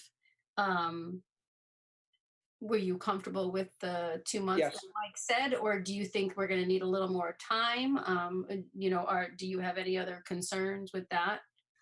As far as the timeline, I know that the town has town employees have been sort of preparing for some of the contingencies that that which was great by their leadership with Mike, looking ahead as to some of the possibilities and some addressing some of the issues that maybe that we may be looking at. So I'm comfortable with the timeline that's been set out as far as the 2-month timeline as set forth by Mike. And Madam Chair, it's worth noting that with regards to the timeline, if we do if we wait on the referendum and we very likely will pass the July 1st new fiscal year. So that may have some effects to it too. And Elisa can back me up on this as the finance department, but we will have to send tax bills out with the previous year's mill rate, and we'll have to do revised bills, which obviously there's a cost for that. So there's certain things that we're gonna have to build into the model if we understand that we're going past July 1st. Correct. And that we had to do that in 2017. We kept the mill rate the same until the budget was reviewed and passed, and then we had to do the revised bills, et cetera. So I hate to say it, but again, unfortunately, we have the experience with that. Steve, your hand is up. So probably just to give kind of the immediate answer first, so you can kind of chart it or track it. Considering that the April presidential and state primaries have been pushed out again until August, it seems that would be, even in the best scenario, the earliest available date if we were to hold a referendum, which would require a lot of planning, a lot of logistics. My lean is towards not in terms of public safety. However, I'm definitely not one to want to just get rid of a referendum just to get rid of it. I guess the only other thing I've been keeping in mind, though it probably goes to another track of our conversation, is if we find an avenue to produce a budget and utilize stabilization funds or other funds to have a net 0% tax increase, would it be even worthwhile to have a vote? I guess it's definitely an opinion to have whether or not you don't want your taxes raised at all. If we can find avenues to mediate that, whether there's any increase or no increase in expenditures on the town or Board of Ed side. But I think that's something to keep in mind in terms of the timeline, that there might be certain segments of the population that won't even want to vote if they see that we're able to successfully mitigate a budget that doesn't raise their taxes for the next 2 payment cycles. Okay. All right. Kurt. Yeah.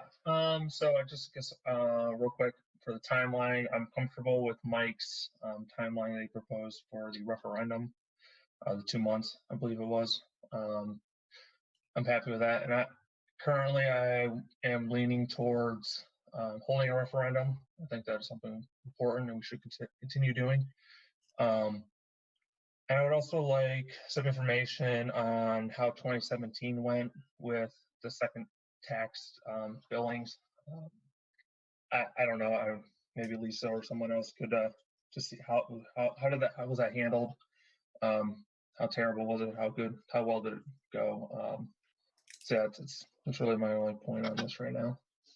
Thank you, Kurt. Yeah, I think Lisa has her hand up. I wasn't here in 2017, but I know she filled me in on this. So Lisa, go ahead. Yes, hi. Good evening, everyone. It's Lisa Hancock. It was a very difficult year for so many different reasons. Walt, I'm sure, can also chime in on some of the challenges that we had just to try to run operations with not having a budget in place. But the first part was trying to maintain cash flow. We had a situation where we can only bill out the first half of the bills, so we couldn't really collect the full tax bill like we did from in other years. Some people pay their tax bill all in July, some pay it in the 2 installments. A lot of people will pay in July. So the challenges we had there were the cash flow issues of not being able to bill out the full amount. Then in January, when we did bill out the second installment with the revised mill rate, we certainly will have to, and if doing it again, pay for programming changes to our software to be able to accommodate that second mill rate change and everything else associated with it. There'll be extra costs in mailing the bills.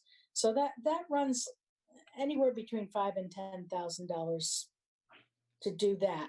So if you do end up having to do a second tax bill in January, there is going to be a cost associated with it, which could be substantial.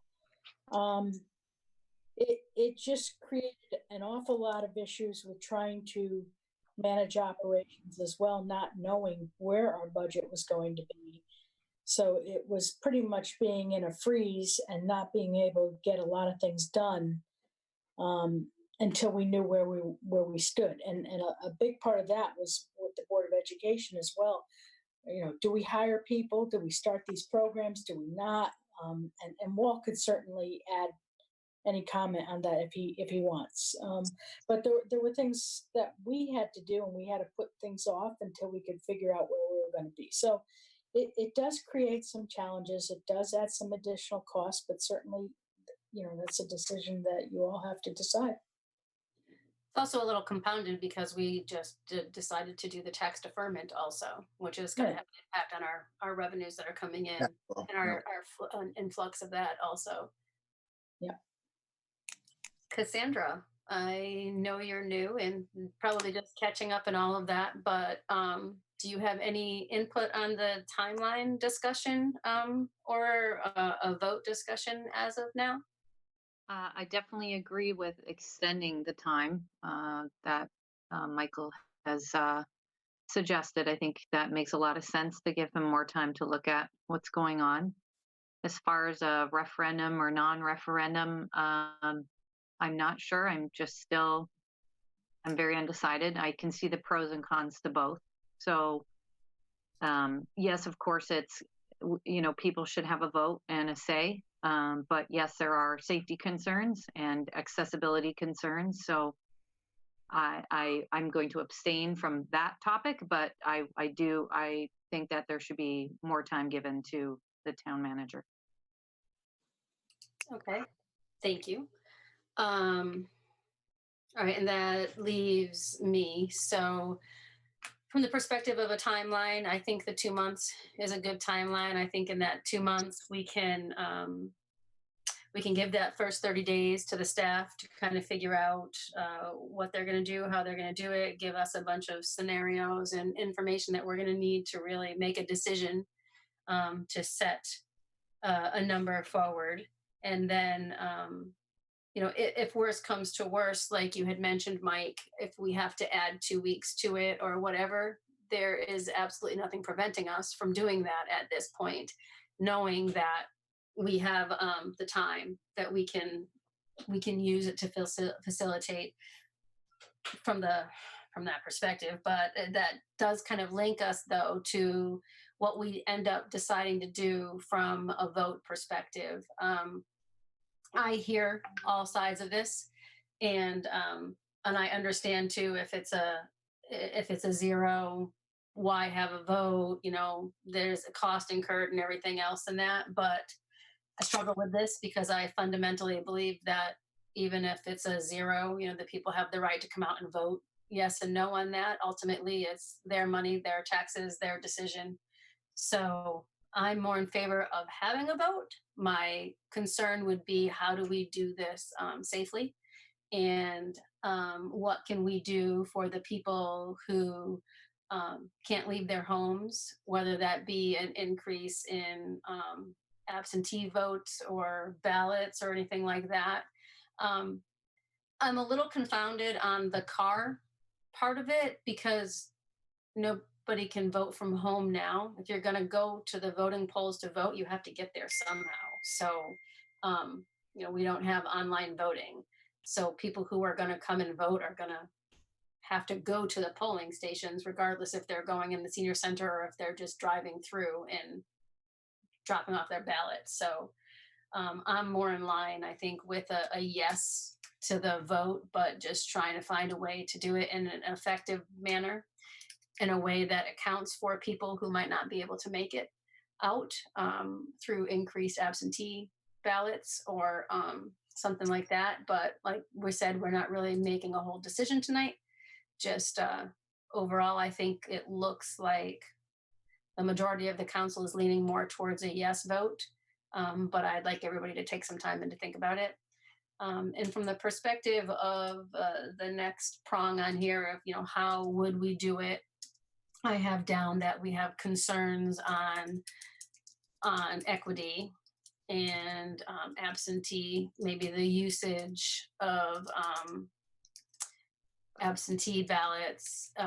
I don't know what the rules are with absentee ballots. I don't know if Sheila is still on, if she's not, if there are more strict regulations and rules around how we can use them and when we can use them, if we can play with that at all. And I have the drive-through option, what we could do with that to minimize risk to the poll workers, and to also be flexible enough that, if a family comes down in their car, everybody has their ID, everybody gets a ballot, all the safety concerns that we would have to try to mitigate in order to have a vote. Is there anything else from a how would we do it perspective other than what I just said? Well, there's the option of waiting until the restrictions are lifted. I mean, once that happens, then all these bets are off, but I don't know how long that'll be. Potentially, it not only extend into the next fiscal year, but might even be into the next new year. We don't know. So, right. And we won't really get any kind of good guidance from the state. Like May 20th, they're just supposed to have some of their recommendations. That doesn't necessarily say that it's gonna hit on something like this. So it's not even like we could decide by the end of May, but waiting till the restrictions are lifted is an option. But like you said, that's a lot of concern on when that could be. I see Brenda has her hand up. Yes, this is Brenda Felucci.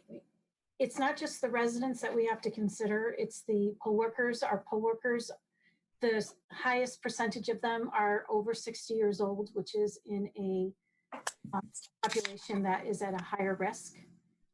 So it's protecting them. It's also protecting the people in the town clerk's office. Somebody's going to have to be handing out 2,000 ballots to people. So they're going to be in contact with that many people.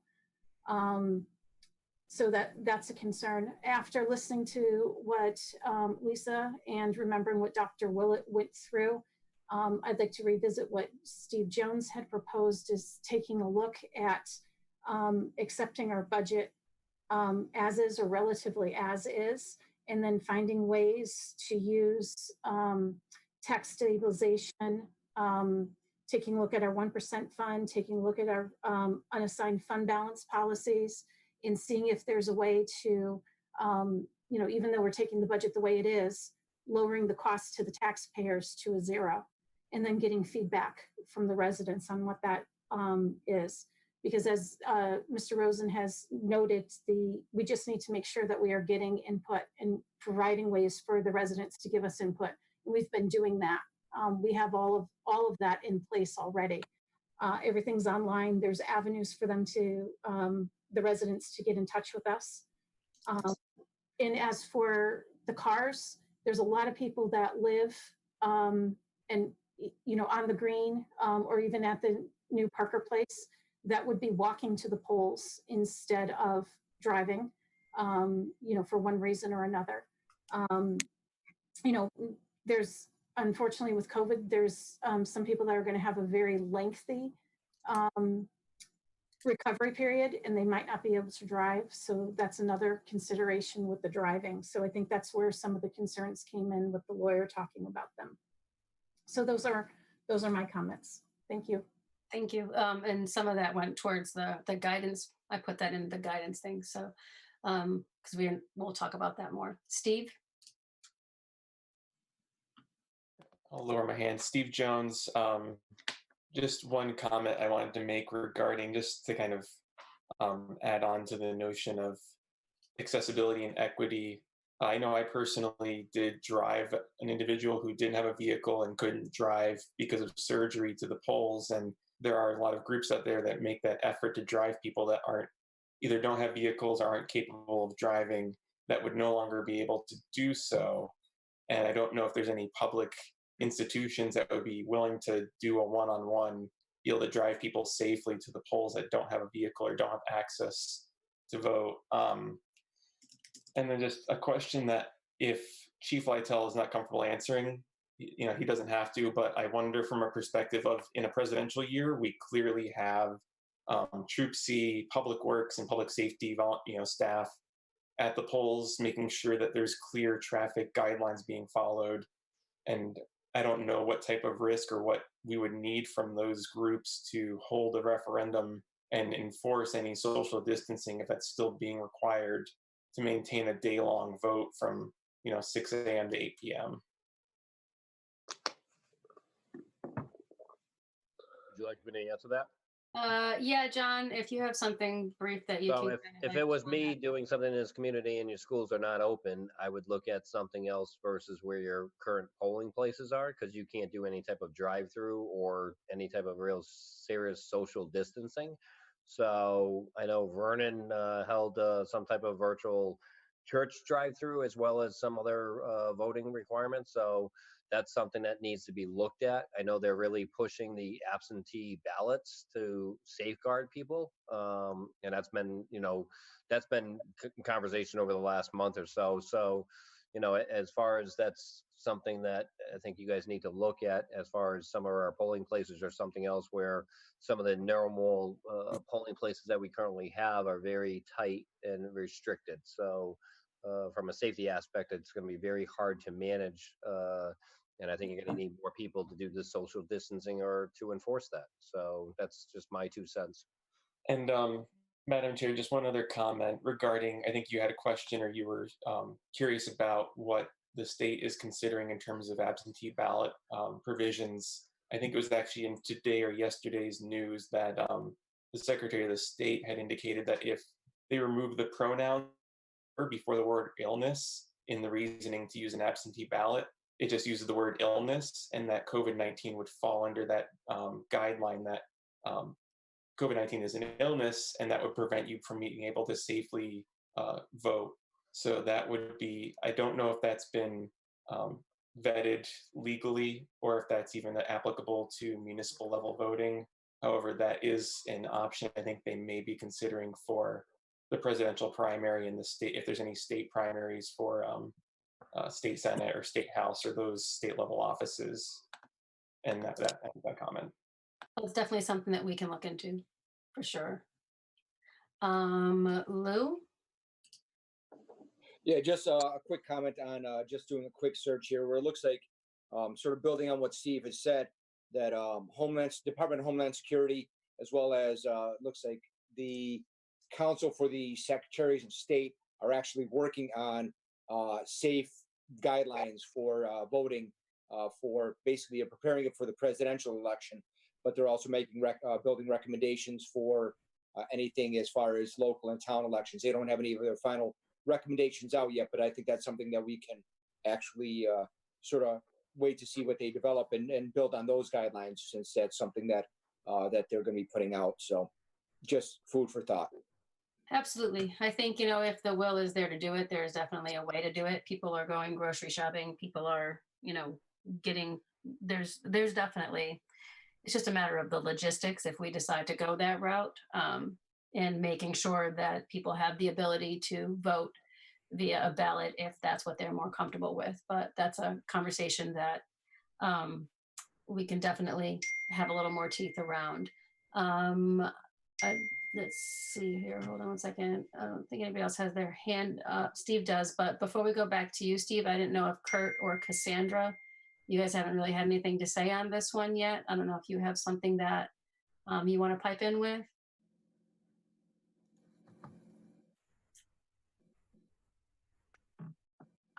This is Cassandra. I'm good. I'm just listening, absorbing, getting all the facts. Just that's all. But thank you for asking. Kurt? I don't know if you're on mute. Sorry, I missed that. I stepped out for a second. What were we asking? If you have an opinion on the if it's a yes, how would we do it, kind of a thing. Like if there are any concerns you have with how we would hold a vote. The referendum, you mean? Yeah. I would be preferable for a absentee or absentee ballot or a mail-in ballot if that's a possibility.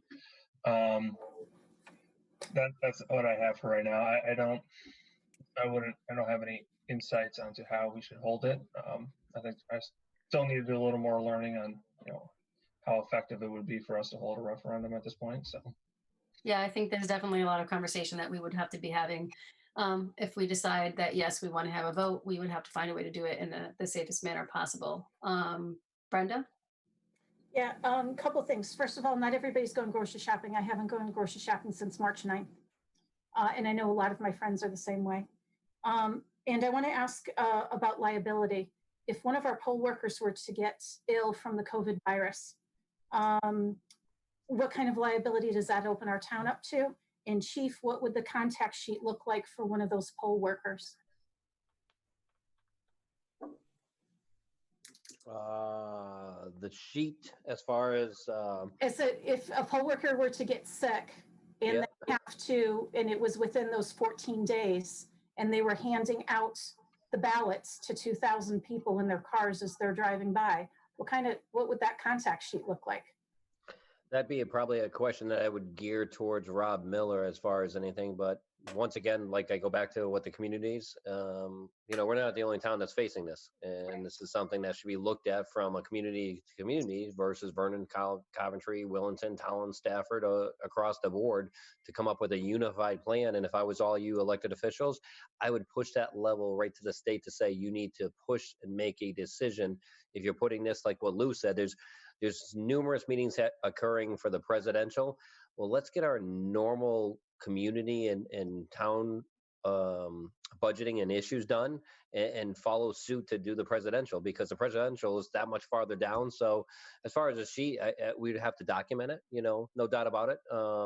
It's a volunteer, so you'd have to document it, and you'd be falling in the same cachet of my staffing of saying, would it be covered, would it not be covered, or whatever. So if that makes sense, and like we all know how long does a virus stay on a piece of paper versus being on the last cruise ship was how many days was it inside of a room? So we all don't know, and we're all getting through this together. No difference of you getting your mail out of your mailbox and saying, do you leave it on the counter and leave it sit in a box for 3 days? We're all doing the same aspect. So this is obviously a learning curve, but if I had to empower you elected officials, empower yourself, your boards, whether it be the Board of Ed, elected officials from community to community, to push your state leaders to say, make a decision. And then we would all do it uniformly. That makes sense? Thanks, John. Lou?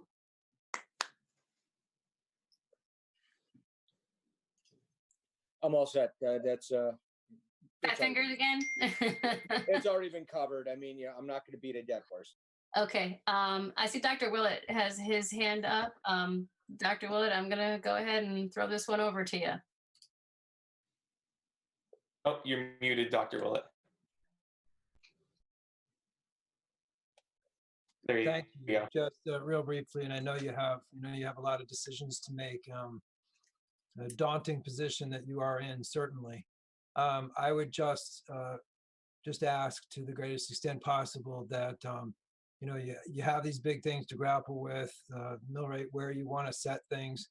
The sooner that information is available, the sooner we can react to it and be a partner in solving the problem. And we did have that year where we really didn't have a referendum till November, and we didn't really have a solid understanding almost till 4 months or even halfway through the fiscal year. That was very damaging for the Board of Ed, for the town in the education side. It just was a very difficult thing to work through. And we spent, as you know, many of you know, years trying to recover from the destabilization that caused. So Lisa had thrown it out there, and I was feeling guilty that, I felt like I just needed to throw out there too, that delays can cause major, major destabilization. And that was not something that I think Tolland ultimately benefited from in the past. So I just want to work in partnership to help in any way I can. Thank you for that. I will put that under guidance. Steve, your hand is up. Yeah, just one final comment. I don't want to belabor the point too much more, but I think if we do decide to go forward in any way possible with a referendum, I think it would be pretty prudent upon us to have the registrar of voters invited to future meetings so that they are able to provide input on how they can effectively run, and perhaps have volunteers that are less prone or less likely to have poor outcomes from contracting COVID be potential volunteers on the poll stands in replacement for the more senior members. But that is another logistical hurdle to really overcome. But so just high level, I think Mike Wyman and Len Bach should probably be involved in those conversations with the town manager and the town council. I agree. I put that on there for the notes. We can, when we get to making a decision on that, we can invite them. And this is kind of twofold because we're also talking about a November election here. That's a big one this year that we're not going to be able to put off. So it's also, we're going to have this discussion, whether we're doing it now for a referendum in, August, September timeframe, or if we're talking about November. So that's something else to think about. So I think I got everybody's response on timeline and a vote and how we would do it. I've got some notes there. I'm sure Lisa does also, and I'm sure Mike does too. So Mike, I'll send you what I have so we can kind of like do a combination. And then that gets us over to guidance. So at this point, again, I don't want to get sucked down into this is what we're doing or this is not what we're doing. I do think what we have to decide is what guidance we want to give to Mike at this point from the perspective of present the budget as is, go back and look at the budget, give us some scenarios, give us some things to look at to make our final decision. So I'm going to open up the floor to that one. And what I have so far is Brenda accept the budget as is and use fund balance, et cetera, to lower the cost of the taxpayers to a possible zero increase. And that the residents already have enough ways to provide input in the current ways that we have. And Dr. Willett asked that the sooner the information is available to in terms of providing that guidance to staff, including the Board of Ed, the better they can react to it and be a partner.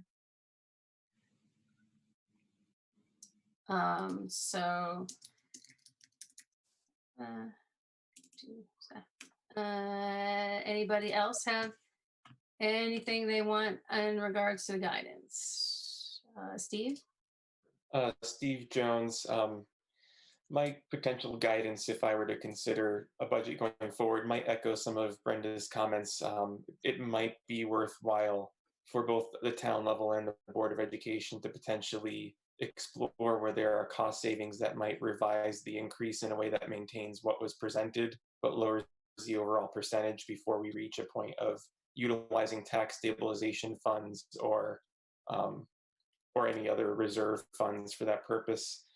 The only question I had potentially for either Lisa or Mike is if if we put forward the budget as is, no changes, went to referendum and it passed, and due to cost savings in light of lack of seasonal workers or the buildings being shut down, do those savings get rolled into any of specific funds, or what happens to that if there's an excess? I mean, I know in one year there was a point where I think we passed a budget, we had unanticipated funds, and I think we actually retroactively reduced the mill rate at a subsequent vote. I think that might have been 2015 or 2016. So I guess what options would there be if we passed the budget?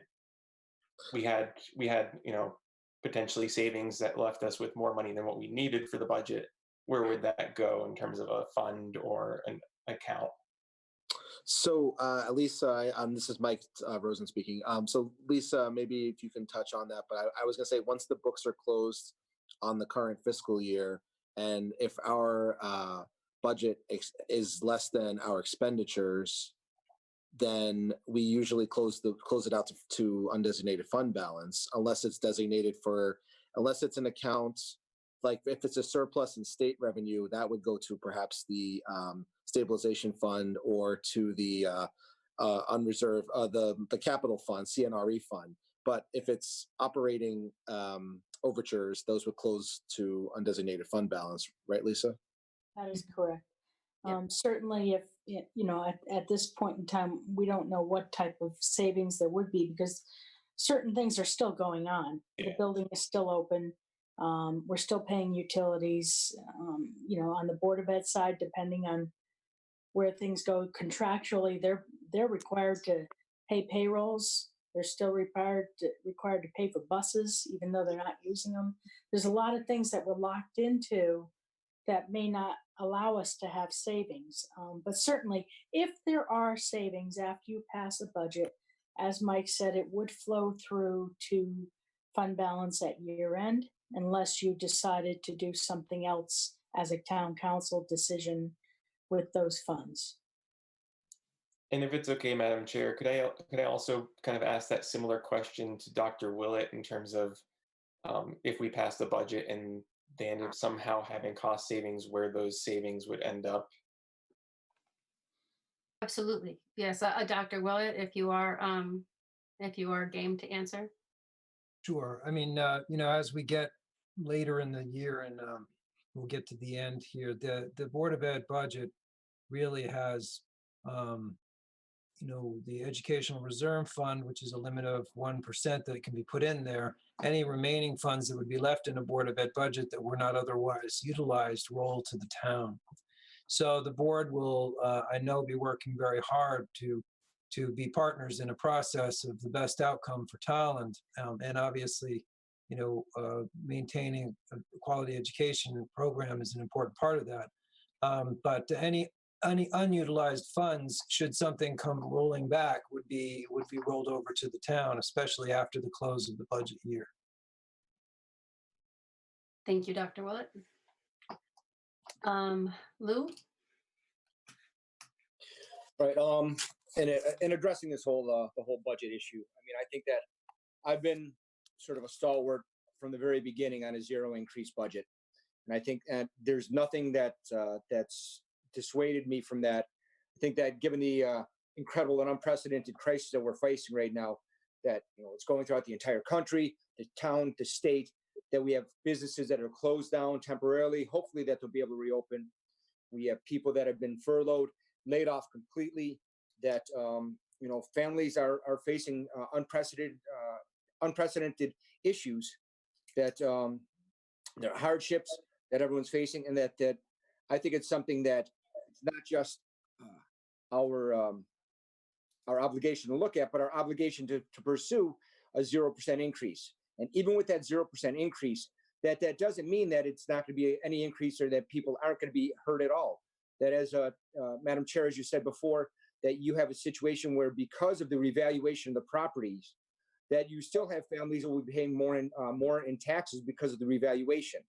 So even if we go with a 0% increase, that still means that some people will still be adversely affected. The one thing that I'm asking Mike, and I'm asking Dr. Willett, since he's on right now as well, is that the governor has already come forward and said that he's examining the possibilities of going back to state employees, to their unions, and asking them for them to defer their raises or any additional payments for a year.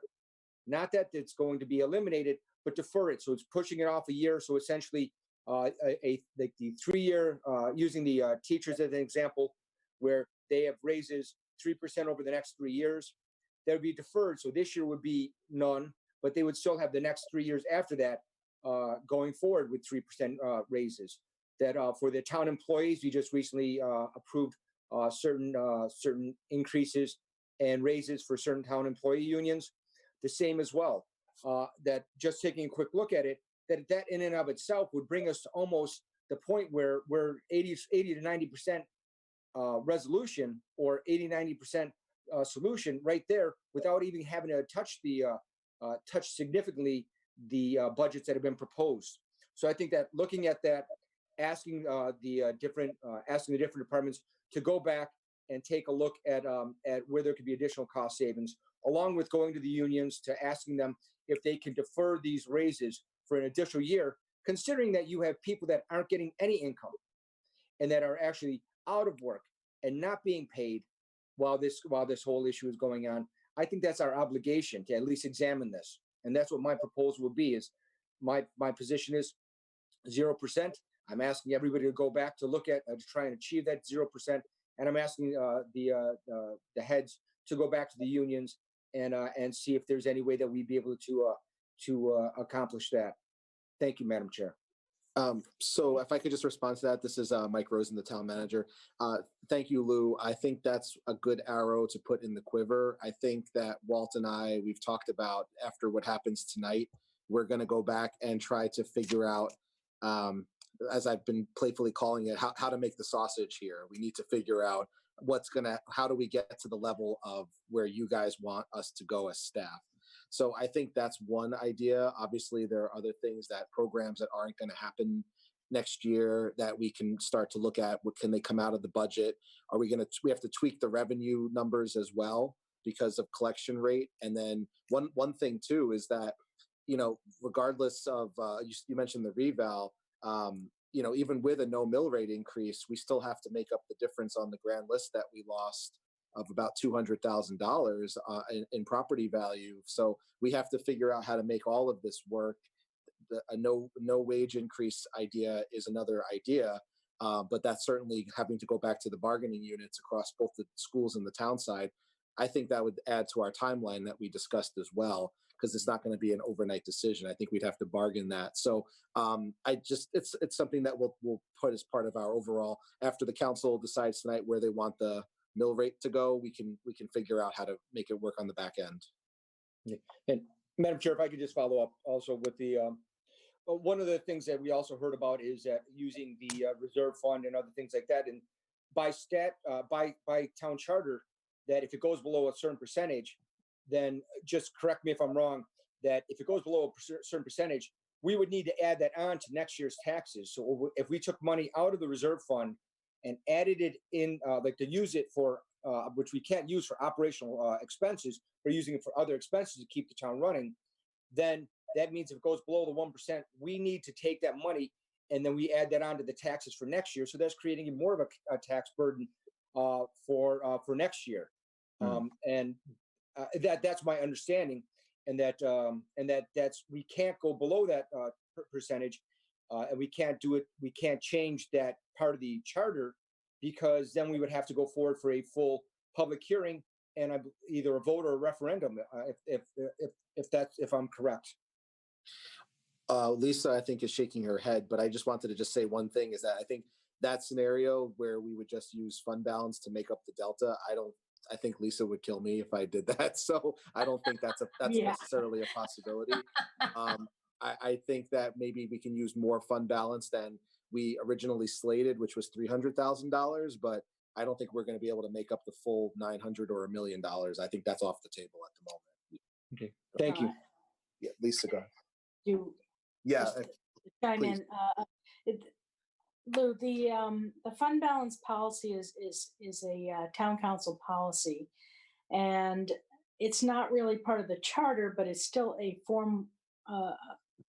formal policy that has been approved by the town council. And you are correct, if it falls between a certain percentage, then we do have to start building it up. And it, depending on what percentage it goes to, depends on how quickly we have to replenish that fund. If anything, you know, in times like this, you may have to use a little bit more of fund balance, but try to keep it within our percentages.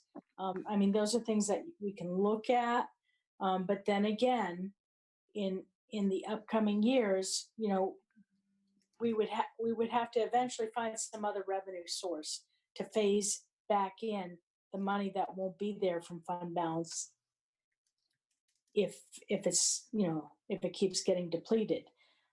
You know, we have to look at where we're going to end this year. We originally had thought we were going to end in a little better position with some savings. We were going to vote on paying cash for the fire truck rather than bonding it. I think that's another discussion we need to determine at this point. I think we're, you know, we still have to get that fire truck. John needs his fire truck. We just have to find a way to pay for it. The original method was to issue bonds and spread it out over the 20-year time period. But with our cash situation now and the tax deferrals and the cash flow, we have to be really cautious with the use of fund balance.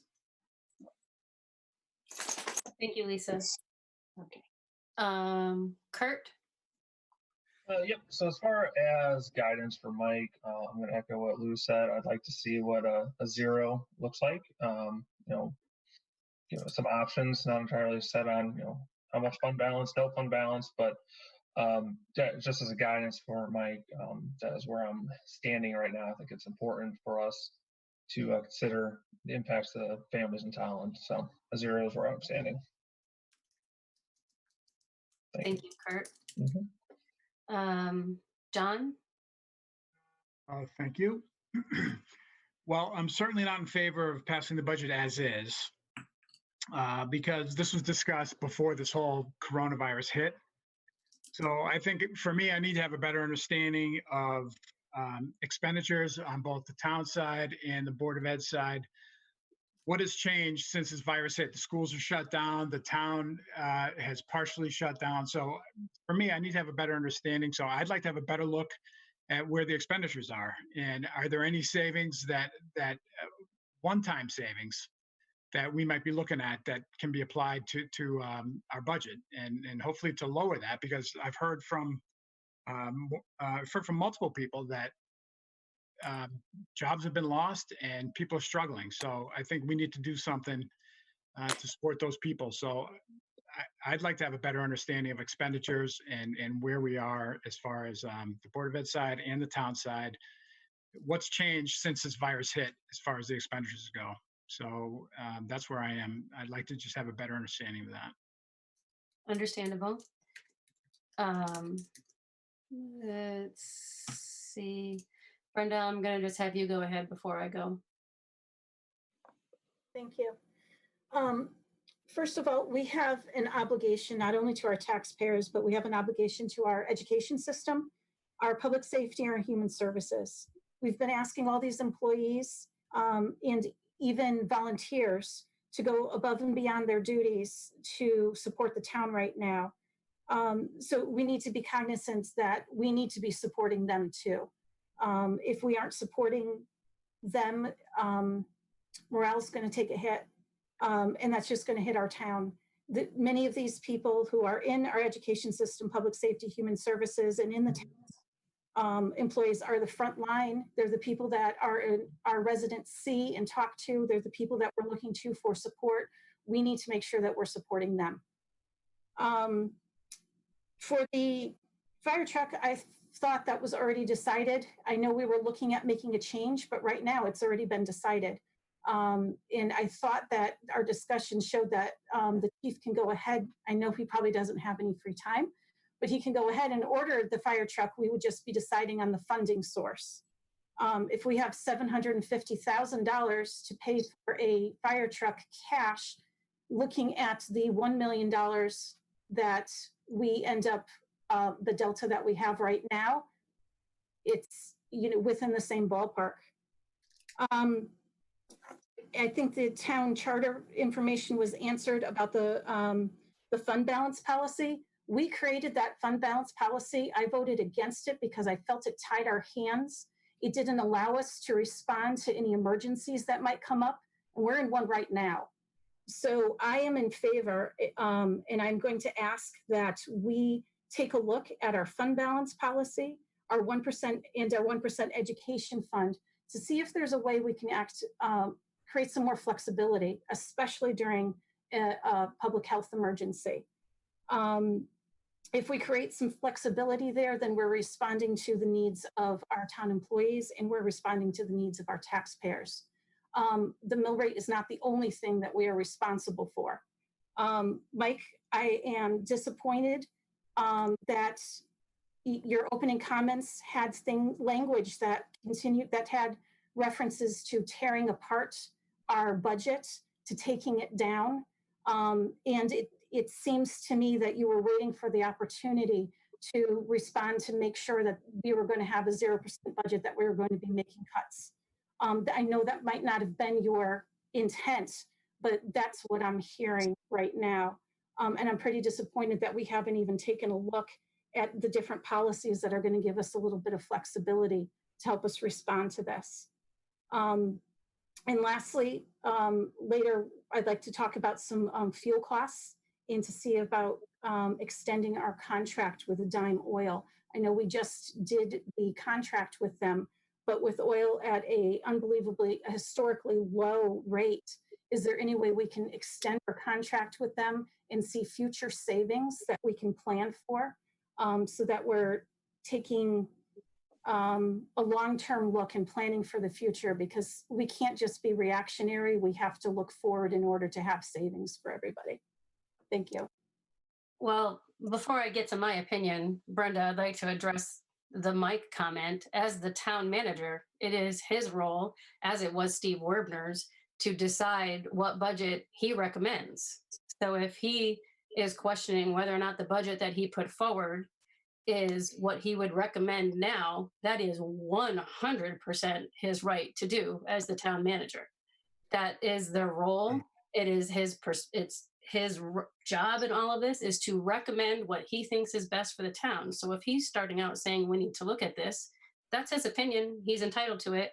And it's quite literally the job we ask him to do. So yeah, and if I may, I just at our direction, we vote as a council, no one person. That's not true, Brenda. When it comes from a budget perspective, the town manager comes up with his recommended budget to the town council. The town council then decides from that point on what the budget is going to be. Yeah. And we do have a recommended budget from the town manager and that's why he is asking us now to address that going forward, which is what we are talking about now. So him saying that in the beginning is 100% valid. Point of order. I'd like to remind you about how you asked people to be, to speak to each other at the beginning of the meeting. Just a quick point of order. I think the town manager is looking to speak up. I think we should respect that for the moment. Thank you. And it sounds like it's getting heated here. And I thank you for stepping in, Steve. So back in, like I mentioned in my initial statement, we never had the public hearing on the manager's recommended budget. That was one of the first meetings that was canceled. So what I had said was I'm trying to go back to the budget that we had presented originally and weigh that with what your new guidance potentially tonight will be. But either way, I'd like the opportunity to look through the budget to find what programs may not be happening in the new year, what things perhaps that we originally budgeted for that aren't going to happen. We should probably edit down so that way we're not paying for things that can't possibly happen with social distancing. I just, like I said, I wanted to get the guidance from the council so that I know how to best present you the recommended budget that I feel most comfortable doing. I don't believe I said I was going to tear it apart, although I do agree that I did say I was going to look to where that we could potentially make changes to it. I'm not looking to gut the thing, that's for sure. I'm looking to see where council is directing us as staff so that I can put forward a budget that is going to be appetizing to you and not just bring us back to this conversation in a month from now. So I don't know, maybe I phrased it wrong, and I'll watch the tape back, but I'm trying to put forward the best budget I can, and we never got to the public hearing phase. We also actually never got to the public hearing phase for the fire truck that was on the agenda. So we just hadn't done that yet. We'll be looking at what we get back on the agenda from where we stopped and going forward. So from my perspective, at this point, I think it's imperative that we are not adding to the burden, and that we know so many people are feeling right now. We've never had a time like this where it's been more important that we consider our neighbors and the situations that they're in. Unemployment is at a high that we haven't seen since the Great Depression. So we should be looking for ways to do no harm in this, rather than adding to the burden of our residents. With that in mind, I would like to understand Mike and Lisa, and Dr. Willett, even from Dr. Willett, the Board of Ed, you guys will decide all of this, but from a direction perspective of where I'm going is I'd like to understand the expenses and revenues. We are going to have to find a way, if we say a zero increase budget, to fund the reval, $200,000 there, the ECS credit loss of $330,000 if we can't get the governor to consider that. And I don't have a strong view that he will do that for us, because it means impacts to other towns, and also the things that we know we cannot get out of, like the Vernon sewer plant, etc. So those are things that we're going to have to look at how we are going to fund them with a zero increase. That's before we even get to talking about increases in expenses. Mike, I would like to understand, I know right now things are at an all-time low. I know a lot of doctors are not having regular doctor's appointments. They're doing telehealth appointments. And from an insurance perspective, payment for a telehealth meeting, doctor's appointment is significantly lower than what it is in an in-office visit. So if we can go back to our insurance broker again, I know we already did once, but Dr. Willett, I know you are also on that, the head of that committee there. If we can go back to Lockton and to our insurance carrier there to see adding on March and April to our experience, if that will lower our insurance cost for the year, if we can find any savings in that. I'm also interested to understand on both the town and Board of Ed side, what money is left at the end of the year. We see a lot of pre-purchasing at the end of the year sometimes, and rather than pre-purchasing on, whatever it is, if there are specific things we can pre-purchase for, specific equipment or services or programs or anything that we can pay for now with money that we'll have left at the end of the year. I know nobody wants to stick a flag in the ground on this right now, but I think it's a little, I think it's something that we need to poke and prod at, because other towns, I'm reading it every day, how there's money left at the end of the year for budgets. So if we can find a way to utilize that for some one-time expenses or some program type expenses from this year, take it out of next year's budget, that might help to mitigate.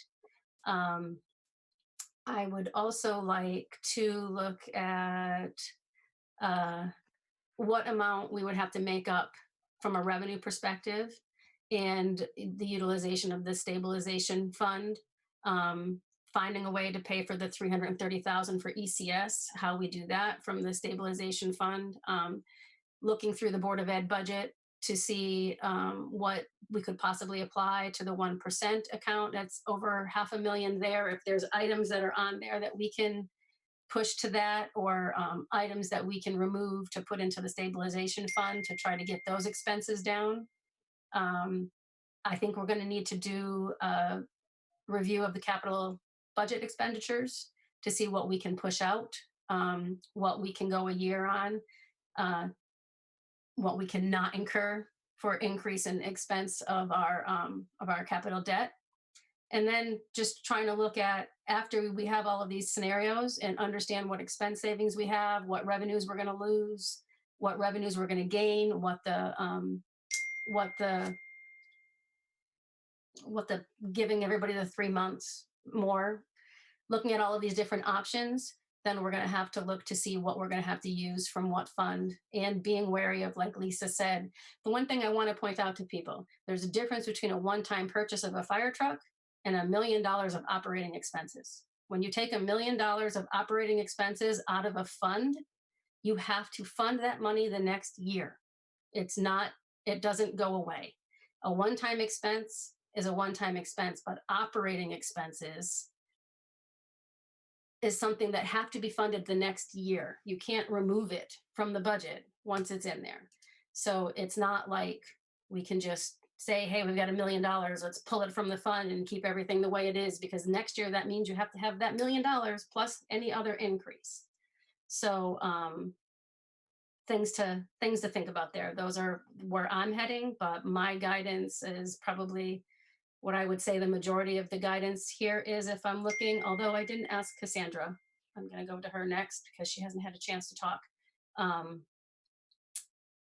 is to try to get us to zero mill rate increase, understanding that that is still going to have an impact on many of our citizens who are going to have to pay an additional tax increase because of the reval, and give us a year of keeping it flat to account for all the people who are hurting right now, and to try to do no real harm on that.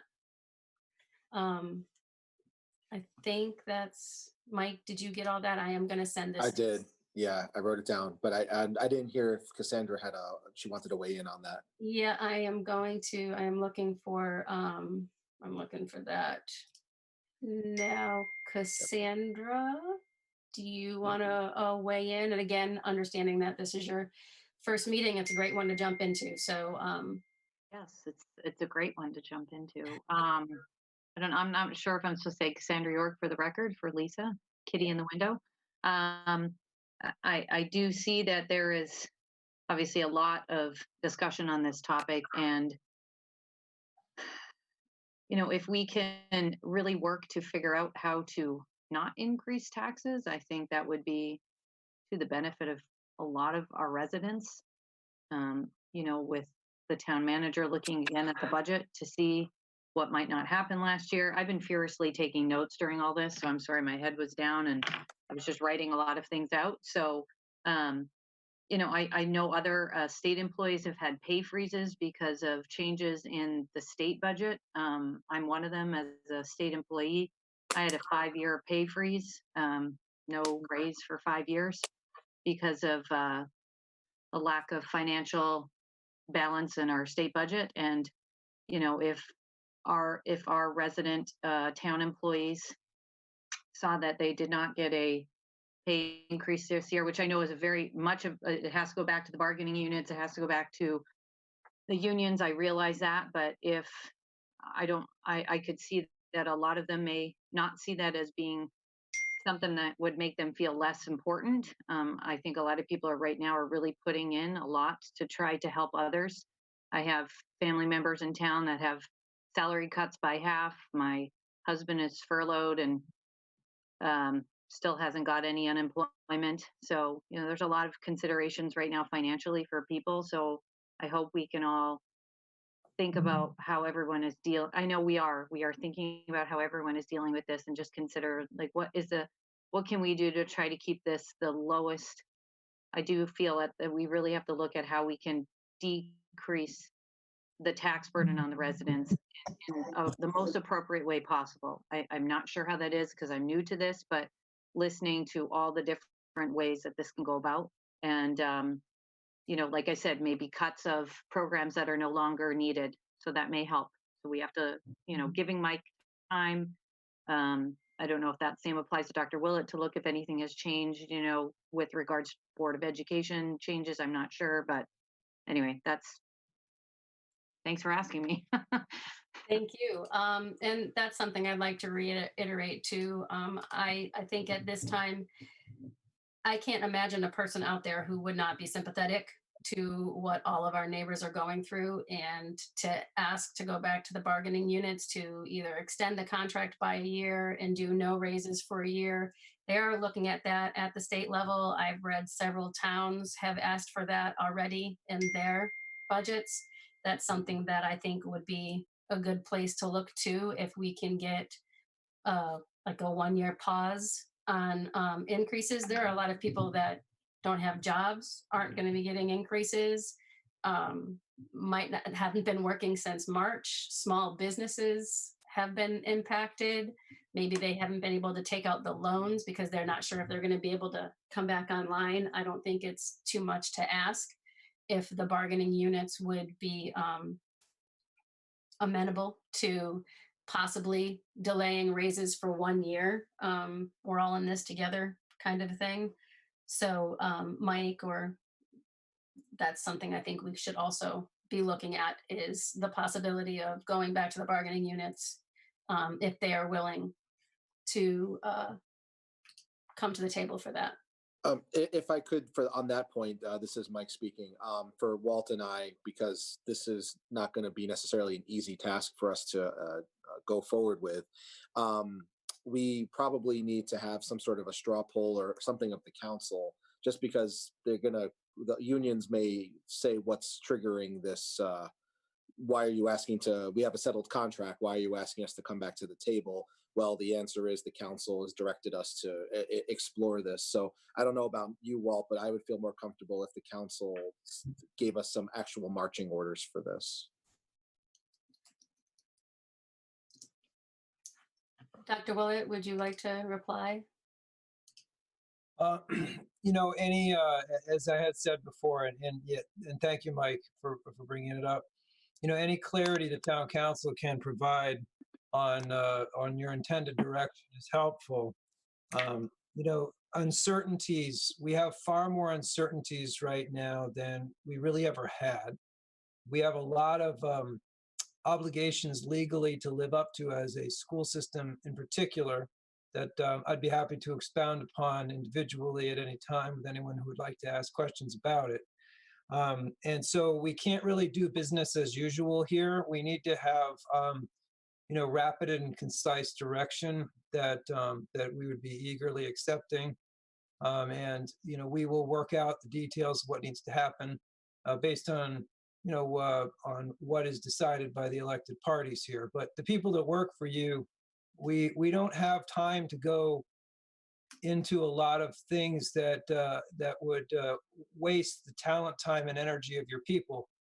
We need your direction with respect to where you feel you can really land for the people of Tolland, and then let us make it happen once the elected bodies discuss it. That's really what we need to get things done for you. I understand. I appreciate that. So I think when we're done with the overall conversation here, I am comfortable asking for a straw poll on 2 things: on what we high level are heading towards from an ask for a budget feedback, and then a straw poll on if that includes going back to the unions. So that is going to come towards the end of all of this, everybody. I don't want to do that vote right now.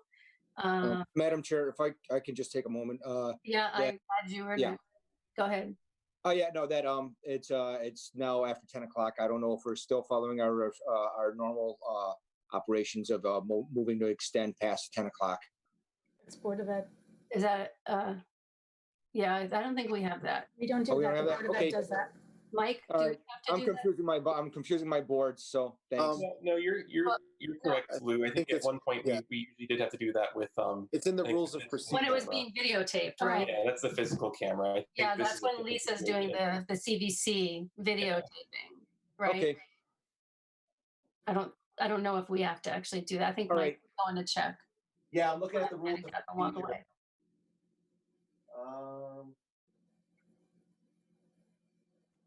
Yeah, because usually that's when Lisa is filming, and right now I think technically it's being recorded by the clerk as well as Nick Levine, I believe, or it's being recorded by multiple individuals. So I do remember us doing it. Maybe we should do it just to be safe. We have done it in the past, but yeah. Okay, so Steve, do you want to make a motion? Yeah, I'll entertain a motion to continue the recording past 10 p.m.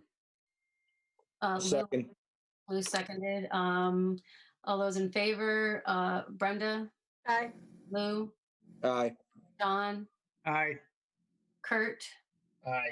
Steve, Aye. Cassandra, Aye. and I am an aye, so we passes. We will go past 10 o'clock. Cassandra, your first vote. Congratulations. It was an easy one. Yeah. That was good. That was good. Thank you for making it easy. Yeah, there you go. An easy one. Okay, so Steve has his hand up.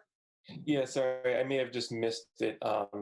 In terms of the use of the term straw poll, was that a straw poll of the council members or the public? Because I know we use straw poll in it, interchangeably between public opinion and council member opinion. Well, I meant the council. The straw. You're talking about straw polls for public hearings where the audience. Yeah. Okay. Yeah, I just would need, like we talked about. Obviously, we need a majority voter to know what we're doing. Okay. Okay.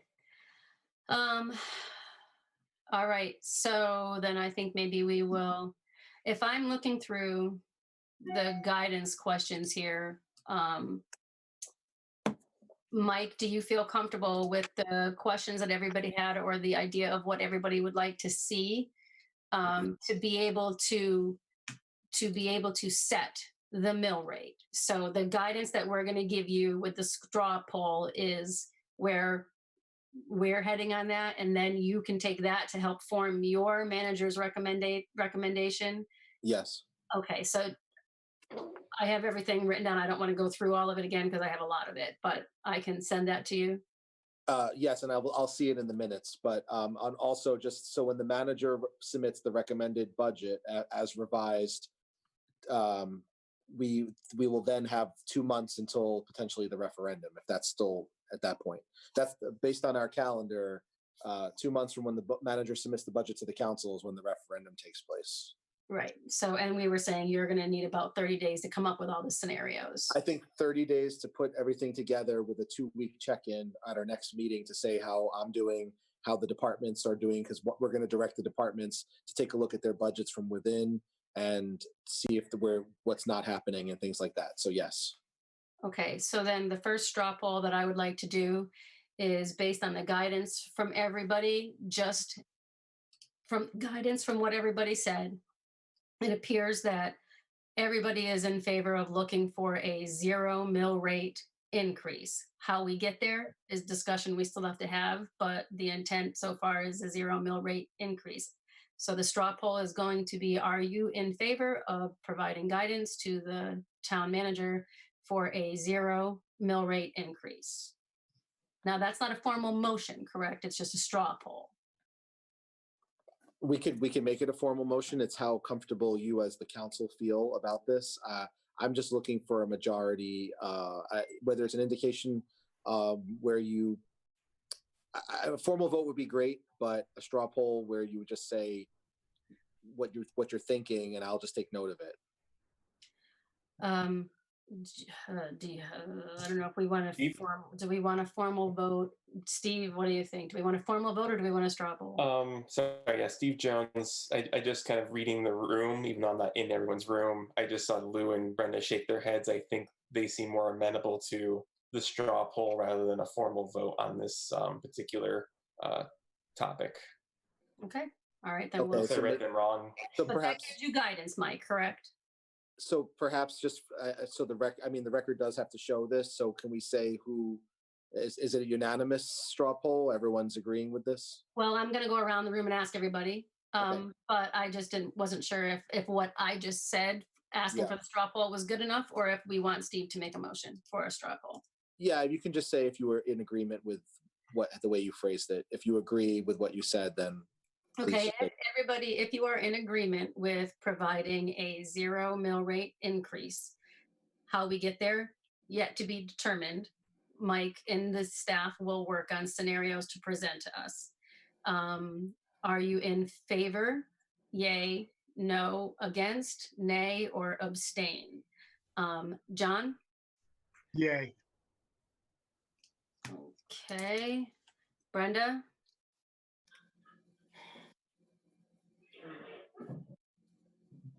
I'm sorry. I'm going to say yay, and I'm going to be pushing really hard for us to be using what I said before, Just yes or no. not making cuts. Okay. And I abstain. You abstain? Yeah, I'm going to abstain if I can't validate my vote, I'm abstaining. Lou? Yes. Kurt? Yes. Cassandra? Yay. Steve? Yay.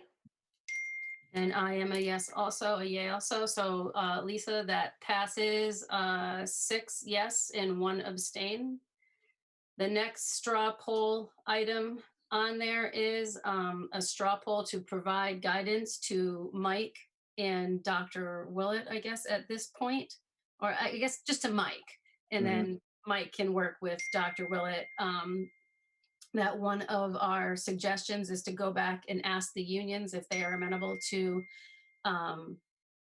amending their contract to push it out for a year, to have a year of 0 increase to help facilitate us getting there. John? Yay. Brenda?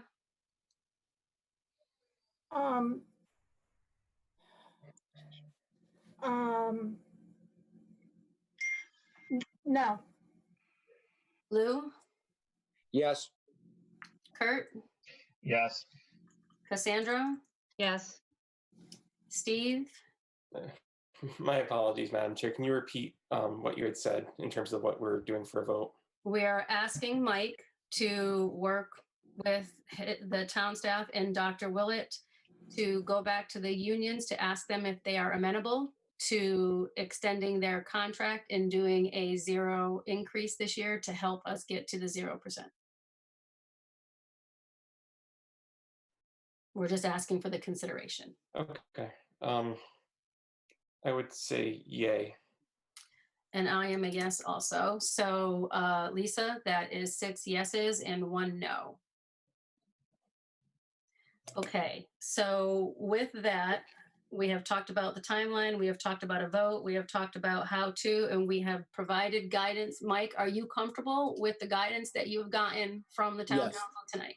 Yeah, so I feel good about that. Between myself and my department heads and working across with Walt, that we will in 2 weeks' time have an update on how things are going. It occurs to me too that when the manager submits the budget to council, generally we generate those paper copies of the document. It takes printing and all that. In light of that, because we might just do a electronic issue, which would save some cost and time. So perhaps we are still on track for that 1 month mark. So just something to note. So yes. Mike, I would expect, honestly, from this point forward, from a timeline perspective, if there's anything that comes up that is going to add a kink to that timeline, you just communicate that with us. If it's not during a meeting, like if you want to send an email, say this came up, we'll discuss it at the next town council meeting. We may need to ask for an extension. At this point, this 2 months is flexible and fluid because we do not have to have it by a certain time. You now have the guidance of, trying to get to a 0. How we get there is going to be what you present to us. And those are our options, but the timeline is flexible and fluid. If you need more time, you ask for more time. Okay, thank you. I want a thorough job and not a quick job. So, all right. That gets us through 8.3. 9, old business, we have none. Report of the town manager. I really don't have too much else to add besides everything we talked about regarding COVID, and Brenda mentioned the census. So I was going to mention that too, that we're still number 1. And really, that's it for tonight. It's getting late already. Yeah, right. In the essence of time. Okay, 11, that gets us to adoption of minutes. Steve? All right, Madam Chair, I would entertain a motion to adopt 11.1, the April 14th, 2020 remote regular meeting minutes. Second for anyone? Second, Luluba. Okay, all those in favor, Brenda, Aye. Lou, Aye. Steve, Aye. Cassandra, Aye. John, Aye. Kurt, Aye. and I'm an aye. That passes unanimously. That gets us to correspondence to council. Yes. And I'm going to apologize if I miss any emails. It seems I'm having technology problems again. So tomorrow I'll be talking to the tech people. So I have a number of emails that we received. If I miss anything, I hope one of you guys will jump in. First, we received an email from a resident that encourages us to use the unassigned fund balance to keep the Board of Ed and the town council budget level, and to allow for a 2% 2% education balance for the Board of Ed, and to look at the ERF. We had another email in support of the Board of Ed budget. It wants to ensure that we continue to support our schools and has been worried about cuts, historical cuts. We've had another email speaking about the sacrifices students have made to their education and the impacts of mental health. We want to ensure, wants to ensure that there is support of the Board of Ed budget. We had another email that asked us to look at any savings of the Board of Ed and Town Council budget and apply them to next year, to take a look at using the tax stabilization fund, the general fund, the state and federal COVID payments in order to make up the difference. We also had an email from a parent resident educator who wants us to support and pass the proposed budget as is. It's our duty to provide services and make our community great, and to take a look at our students' futures. We had another email in support for a 0 or a negative budget, because we're in unprecedented times, and felt that the 1.5%, as fair as it was debatable if we actually needed it. Felt that there were sacrifices that need to be made. We had another email that assumed, I assume it was from a resident because the resident didn't sign it, but judging from the email, it seemed to be. They quoted an article from Manchester about how they used their reserve fund balance to achieve a lower mill rate. And lastly, we received an email from a resident who is in charge of our Tolland Pride Day. And they had to move Pride Day from June through August. And they're asking for a proclamation request. So it may seem that, they said that it may seem that a proclamation is a small request, but it has very large meaning to the LGBTQ+ community. The Pride in the Park, again, June 6th has been postponed, but we would like a proclamation for that day. And that's all the emails I got. Okay. So I think that was 7, 1, 2, 3, 4, 5, 6, 8. Okay, thank you. Chairperson's report. So I just want to mention that tomorrow the Board of Ed is having a special meeting to, I believe, look at the COVID response and what they can do going forward. I think they were waiting to kind of hear what we had to say to kind of move forward with suggestions or ideas or what they can do on their side, and I appreciate that. Also, again, now that we've had these conversations, I have had a request from their chair to have a joint meeting, so I want to kind of nail out what we're going to talk about, what we would be discussing, when we would have it, how it would fit into the schedule and such, and if we want to kind of have that with around the same time that we have any other considerations from other department heads on programs and what any changes to the budget would look like for them. We already talked a lot about the food bank and the need that they have there, and the community event things that are happening. So a lot of what I had, we've already kind of talked about. And I just want to encourage everybody to stop and think about everybody when you're thinking about the stuff that's going on in the town. There are a lot of people in this town right now that are hurting. A lot of people who are worried about where their next paycheck is coming, where their food is coming from, how they're going to pay their mortgage, how they're going to pay their rent, and how they're going to still continue to manage their lives and working from home and teaching from home and everything else. And some of us might be very fortunate. I'm very fortunate. I work from home regularly to still have a job and not have all of these other things. And there are a lot of us who do not have that same privilege that I have. And I just ask that everybody be cognizant of that and understand that we're all doing the best that we can. That's all that I've got for right now. I am going to be looking at all of the items that we had on agendas prior to COVID breaking out. We had some commissions that we were looking to get installed and a bunch of other stuff that was coming up.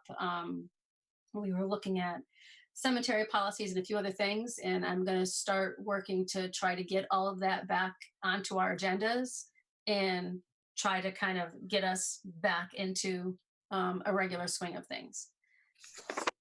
So with that, that's it for me. I'm going to go to 14, communications and petitions from council persons. Do we have anything from anybody tonight that you would like to ask or for me to add to my upcoming growing list?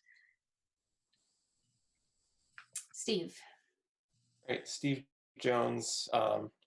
I kind of expected tonight was going to be a late meeting. Obviously it is definitely late. People are tired. We kind of got a little bit testy at times. So I guess if it's okay for me to just make a sort of a petition from a council members to kind of be mindful when we hold either straw poll votes or even official votes, that when council members might be struggling with a decision, we don't rush them to make a yes or no decision, not singling out any individual, just as a form of proper procedure and empathy towards one another.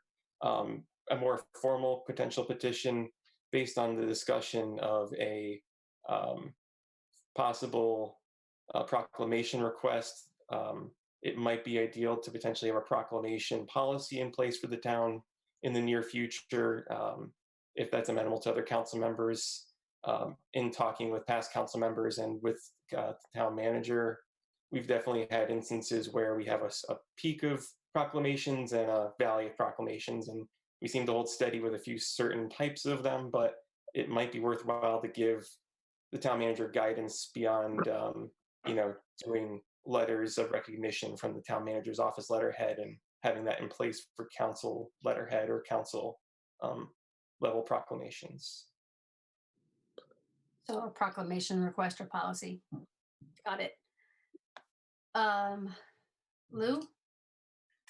Yeah, I just want to, I've said this last time, but I'd like to say it again for for John and all the people down at the fire department and all the first responders that we've been dealing with, as well as for Walt and all of his people and then all the town employees. Thank you all for what you're doing. You're keeping this town running, that you're working under incredibly difficult situations, that you all are doing an incredibly professional job in unprecedented times. And I just like speaking for myself, and I know I speak for probably most of the town council members here. We truly appreciate everything that you do. That you don't get enough thanks. That you get a lot of complaints, but not enough thanks. And so I'd like to say thank you all, Dr. Willett, Mike, John, all of you. Thank you for what you do. Thank you for leading incredible teams and taking care of the town, and making sure that everything runs smoothly, even though nothing is running smoothly. So thank you. You're welcome. Thank you. It's like chunky peanut butter. Smooth with lots of bumps. Let me know. I'll drop the keys off at your house if you want to try it sometime. Listen, if you're going to let me drive a fire truck, John, now we might have a conversation. There you go. I want the one with the lights. I want the one with all the lights. Can I have my car? Brenda?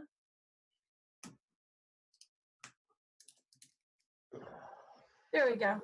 As a courtesy, you know that I am the town-appointed member of the Central Regional Tourism Commission. It's a state commission.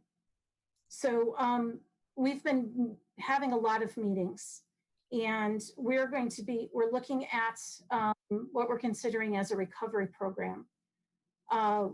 They have a budget that we use, that we get to help advertise tourism and hospitality in our central region. We're going to be reusing that money and reusing some of the things we've done to get into a recovery program.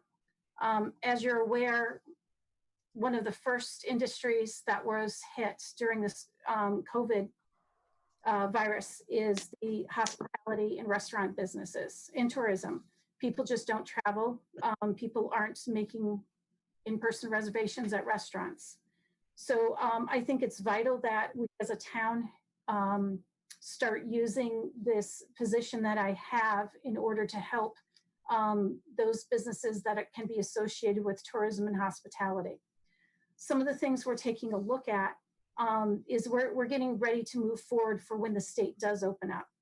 We're taking a look at how to have social distancing tourism attractions.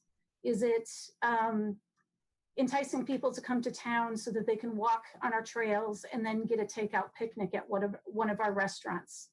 Is it allowing a family to be able to see one of our historical houses by themselves? Being very cognizant that they can't touch stuff, and pretty much in a museum, you're not supposed to touch stuff. So it might be an easy move.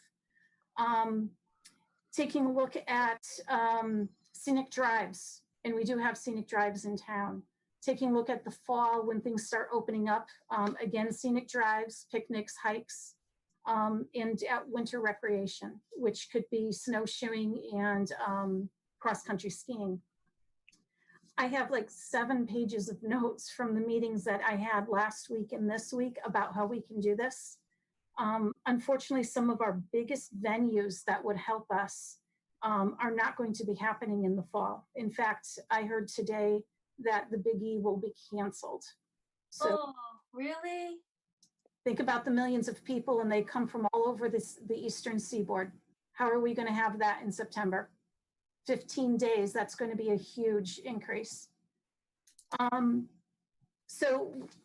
What we're doing for, I think that we should be piggybacking on is, oh my gosh, I want to get the wording right, and I just lost it again, 7 pages of notes. See it now, experience it later. So you're going to see that on Visit CT's website and on a lot of the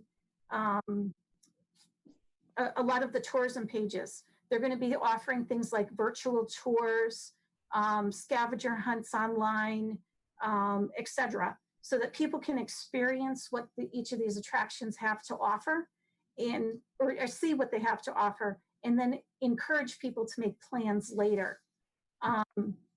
Travel Advisor and a bunch of the others are doing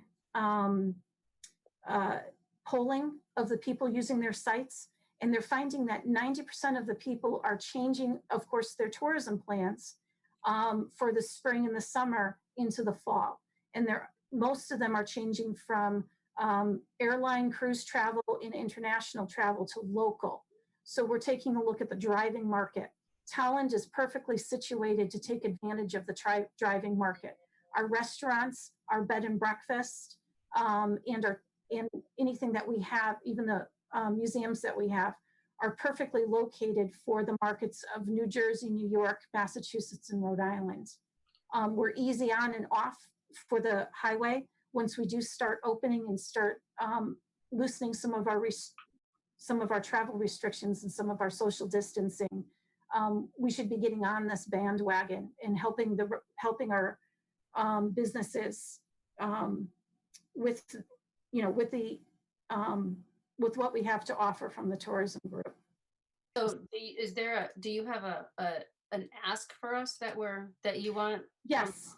Yes. So the ask is, if you see someone in Tolland, one of our businesses, one of our tourist attractions doing something unique, and we've seen the Historical Society is already doing, a question and answer. They post it 2 times a day, guess the artifact, that we share it with myself so that I can bring it to the tourism group.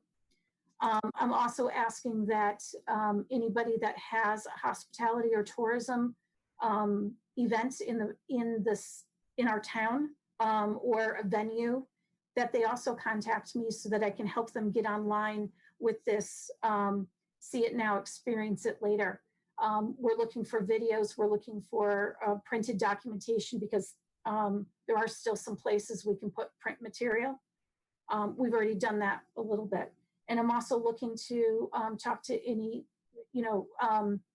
talk with the EDC, talk with whoever else I need to help gather information and help them, do a recovery. Because when this is all over, we're all going to be startups. It's not that you're continuing, you're actually going to be starting up, getting people involved in liking your business again. So the focus has changed a little bit with marketing. And then anything I can do to help bring attention to Tolland when it's appropriate to for the tourism, I'm there for you. So I think that's it. Again, I have like 7 more pages of notes, but feel free if they're typed up to send them over to us to read. Not typed up yet. Steve? Yes, Steve Jones, just one other point I wanted to make just from a procedural potential ask for future meetings to kind of avoid any frequent disturbances in the audio. It might be ideal for when one council member is speaking for all their other participants and council members to mute their mics to avoid that going forward, just as a way to keep the video and audio recording as clean and concise as possible. Is there feedback coming through? So if you don't mind, I'm no disrespect, but I do get a ping, and I think it's from your phone whenever there's a text message, and it can come across pretty frequent. Even now, I just heard a ping of a phone go off, so I don't know whose phone that is, but it's not mine because I keep mine on constant vibrate. So that would just be a point of clarification, just for a Zoom procedural going forward. Okay, anybody else have anything?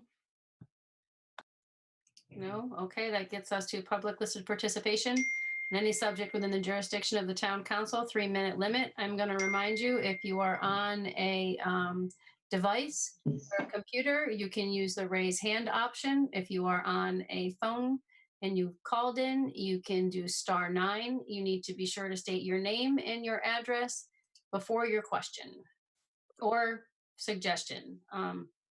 And we will take all of them and go from there. So the first person is Jacob Mari. Jacob Mari, 32 Stewart Drive. Just a couple things. First, I was glad to hear that so many council members were in favor of trying to keep the referendum. I think that I know there are several logistical challenges to that, but I feel like that is the right thing to do. Also, I just wanted to comment that I thought the discussion around the budget was very helpful. As you mentioned, we'll have the Board of Ed meeting specifically to discuss this tomorrow night. And I think you gave us a nice foundation to work on so that we can further direct Dr. Willett and the staff about how to proceed with all the things that we're going to need to do to deal with this crisis. So I appreciate that. Thank you, Jacob. Sam Elderstein. Yeah, hi, Sam Adlerstein, 164 Pine Hill Road. I'd mostly like to ask the council to consider the impact of your fiscal decisions. It's easy to see the crisis. It's easy to see what's right in front of us, but it's a little harder to see what the impact is going to be on students next year and teachers. Next year is going to be tough. It's going to be tough because of what happened this year. And you can be fiscally responsible, but irresponsible in other ways. And part of what I'm saying is a burden on families. If the Board of Education doesn't assess the quality of education and the impact on education, which they haven't this budget process, and if we don't do it now, and we don't take that into consideration, and families don't insist that we take that into consideration, then we're going to make decisions just on fiscal need and not on what the impact is on students and the future. Um, I'm a little disappointed to hear some council members thank the staff, because just this whole voting and the conversation to me it's a little inauthentic to talk about how much you appreciate folks in the light of the reductions we're talking about making. And again, I understand the situation, but still. And then the last thing I would say is delaying has a cost. The longer, if you go without a budget, you're not going to hire people, you're not going to get good people, you're not going to make good decisions. You have to assume the worst. And it's free. It's free to make a quick decision and to allow your operations to continue. It's costly to delay the decision. And so in summary, don't just think about the things that are right in front of you. Think about the effects of your decisions. Thank you. Okay. I'm assuming this is Kate, but I'm not sure. Mrs. HB? It is me. Good evening, everybody. Kate Howard Bender, 103 Goose Lane. I just want to remind everybody, and I don't think that anybody needs to be reminded, that this is a global pandemic. I heard the words incredibly professional toward Walt, Dr. Willett, and his staff. And the thing that is keeping our families going in town is our teachers and our support staff that are working 3 jobs to make sure that our kids are taken care of and that our families are taken care of. So when I look and I review numbers and I consider, that there's $8,150,176 in the unassigned reserve in the fund balance, and there's $225,000 in the tax stabilization fund, and there's $506,635 in the education reserve fund. I say to you, the guardians of our town, how can we possibly not consider that first before taking the money away from our hardworking staff members? Everybody is suffering. That is true. There is no doubt about that. But I don't know how we could possibly get back to good without looking toward the future. This is all reactive, and I'm just really disappointed that instead of even considering or putting a motion on the table to look at using fund balance and all that good stuff that's sitting there in the bank, we are just automatically saying we don't have any money. My question, that is just a statement. The question that I have, a procedural question, is, does the town council have control over these 3 funds that I mentioned to determine whether we can access those funds?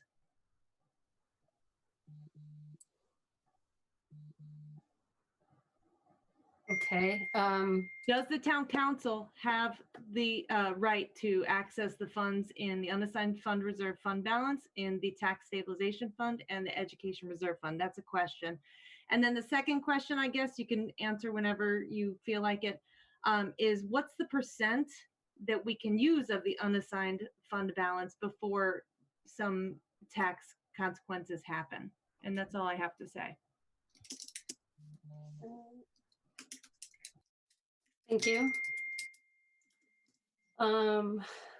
Colleen?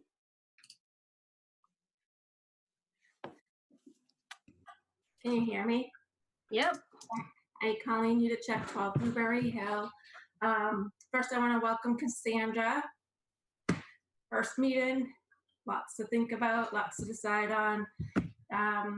Chief Littell, thank you for everything you're doing and all your fire department and workers. They're amazing. And thank you to Dr. Willett and Mr. Rosen too for your ongoing support and trying to do the best during the pandemic.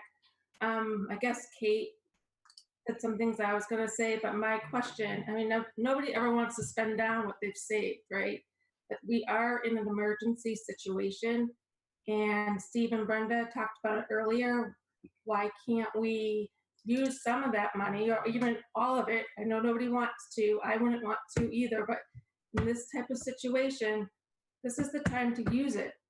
What else would you call an emergency if this is not it?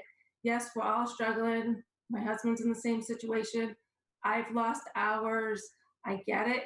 I work in the healthcare field. I see it.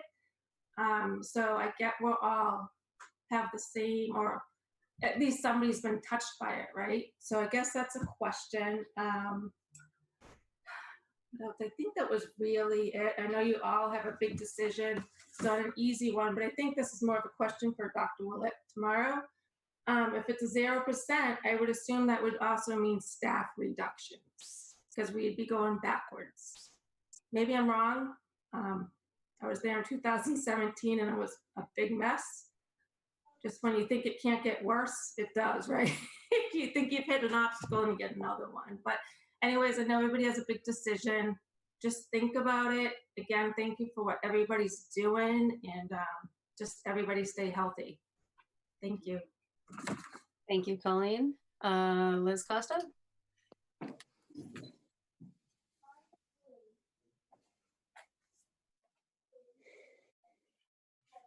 Liz, I don't know if you're on mute. Let me look to. Sorry about that. First of all, thanks for the discussion. It was interesting to hear. I would first like to say if there was ever a consideration to use unassigned fund balance, I would think an international pandemic affecting our town or state or federal government and the entire world would be the reason to use it. I'd advocate to use as much of the $8.1 million rainy day fund to prepare us all for what could be another difficult year for Tolland. I'd also ask you to, as Brenda indicated, to turn every stone. I believe the state statute is 2% of the budget for the ERF. We usually only use 1%. I would ask you to use every single dime of the 2% to carry over to as much as possible, carry over to 2020 and 2021. And I'd also ask you to have a reasonable conversation with our state legislators, to petition our governor for a one-time change in that ordinance to be able to carry over every single dollar. And then finally, from the town council perspective, I would ask you to make a one-time change to that ordinance to allow any expense deemed necessary by the Board of Education to utilize that for staff, students, and administrative use. That's including technology, that's including not allowing our students to fall behind that perhaps could have fallen behind this year by utilizing maybe retired teachers for a period of time to help people catch up. And finally, as someone suggested, do no harm. This will do significant harm to the students of Tolland. And while I know a lot of people are hurting, my business is kaput right now as well. I think we need to do the right thing by our students of Tolland to make sure that they don't let this one rainy day situation turn into multiple years down the road. Thank you very much. Thank you, Liz. Karen Moran? Yes, hi, Karen Moran, 50 Merlot Way. I just wanted a couple points. I do realize and know and feel that we are all affected by this global pandemic. Families that are struggling right now will need our school supports more than ever. We don't even know at this point what long-term effects we'll see with our students and families and our staff. We won't know that until we're back in the buildings. We just don't know. And it could be that we have more kids identified for 504s and IEPs. They're going to need their teachers more than ever. And I really don't know what this looks like, and we'll need Dr. Willett for that. But it really scares me if we don't have support of our teachers at a time when we really need them. And as someone pointed out earlier, our public safety people, human services, our town staff, our teachers, they're our community frontline workers right now. And if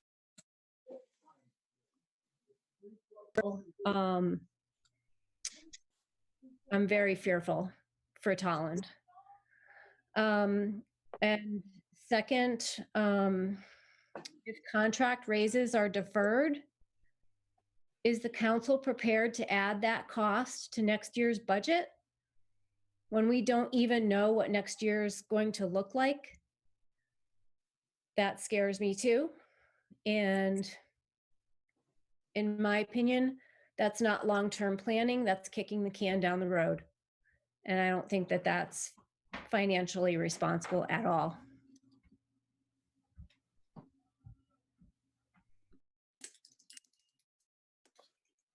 Thank you, Karen. I'm not sure who the next person is. It says Android 3. Michelle Harold, 256 Mountain Spring Road. Our schools, our education system has been dealt many, many catastrophes since 2017.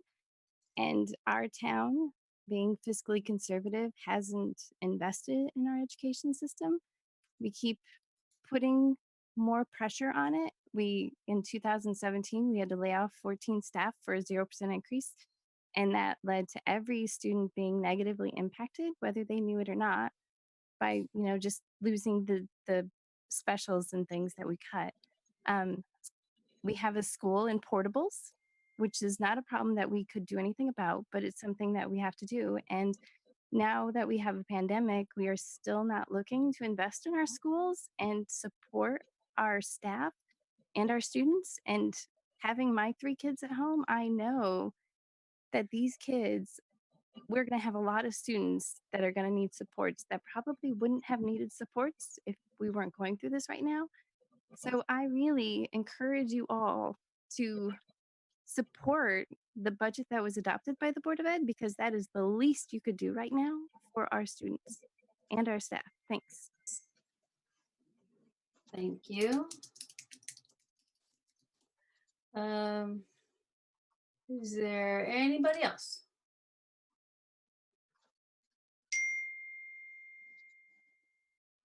Okay, looks like nobody else has raised their hands. So Steve, that gets us to 16. Okay.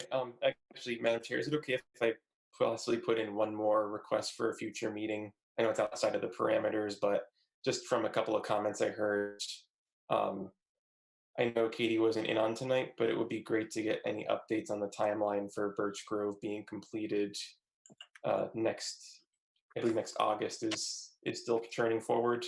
I know they've probably had canceled meetings, but I think it would be good to even just get a brief 2-sentence update. How are they doing? Are we on time? We can definitely ask that. Last I heard, all of the state construction projects were continuing on, and we were still in line, but I don't know if Dr. Willett is still on or if he would have anything other than what I just said, possibly. Yeah, still here, and my understanding is they're still on target. Obviously, they were affected, but they're still on target as far as I can see. Okay. In that case, Madam Chair, I'd entertain a motion to adjourn the meeting at approximately 10:49 p.m. Second. All those in favor? Kurt, Aye. Lou, Aye. Steve, Aye. Brenda, Aye. Cassandra, Aye. John, Aye.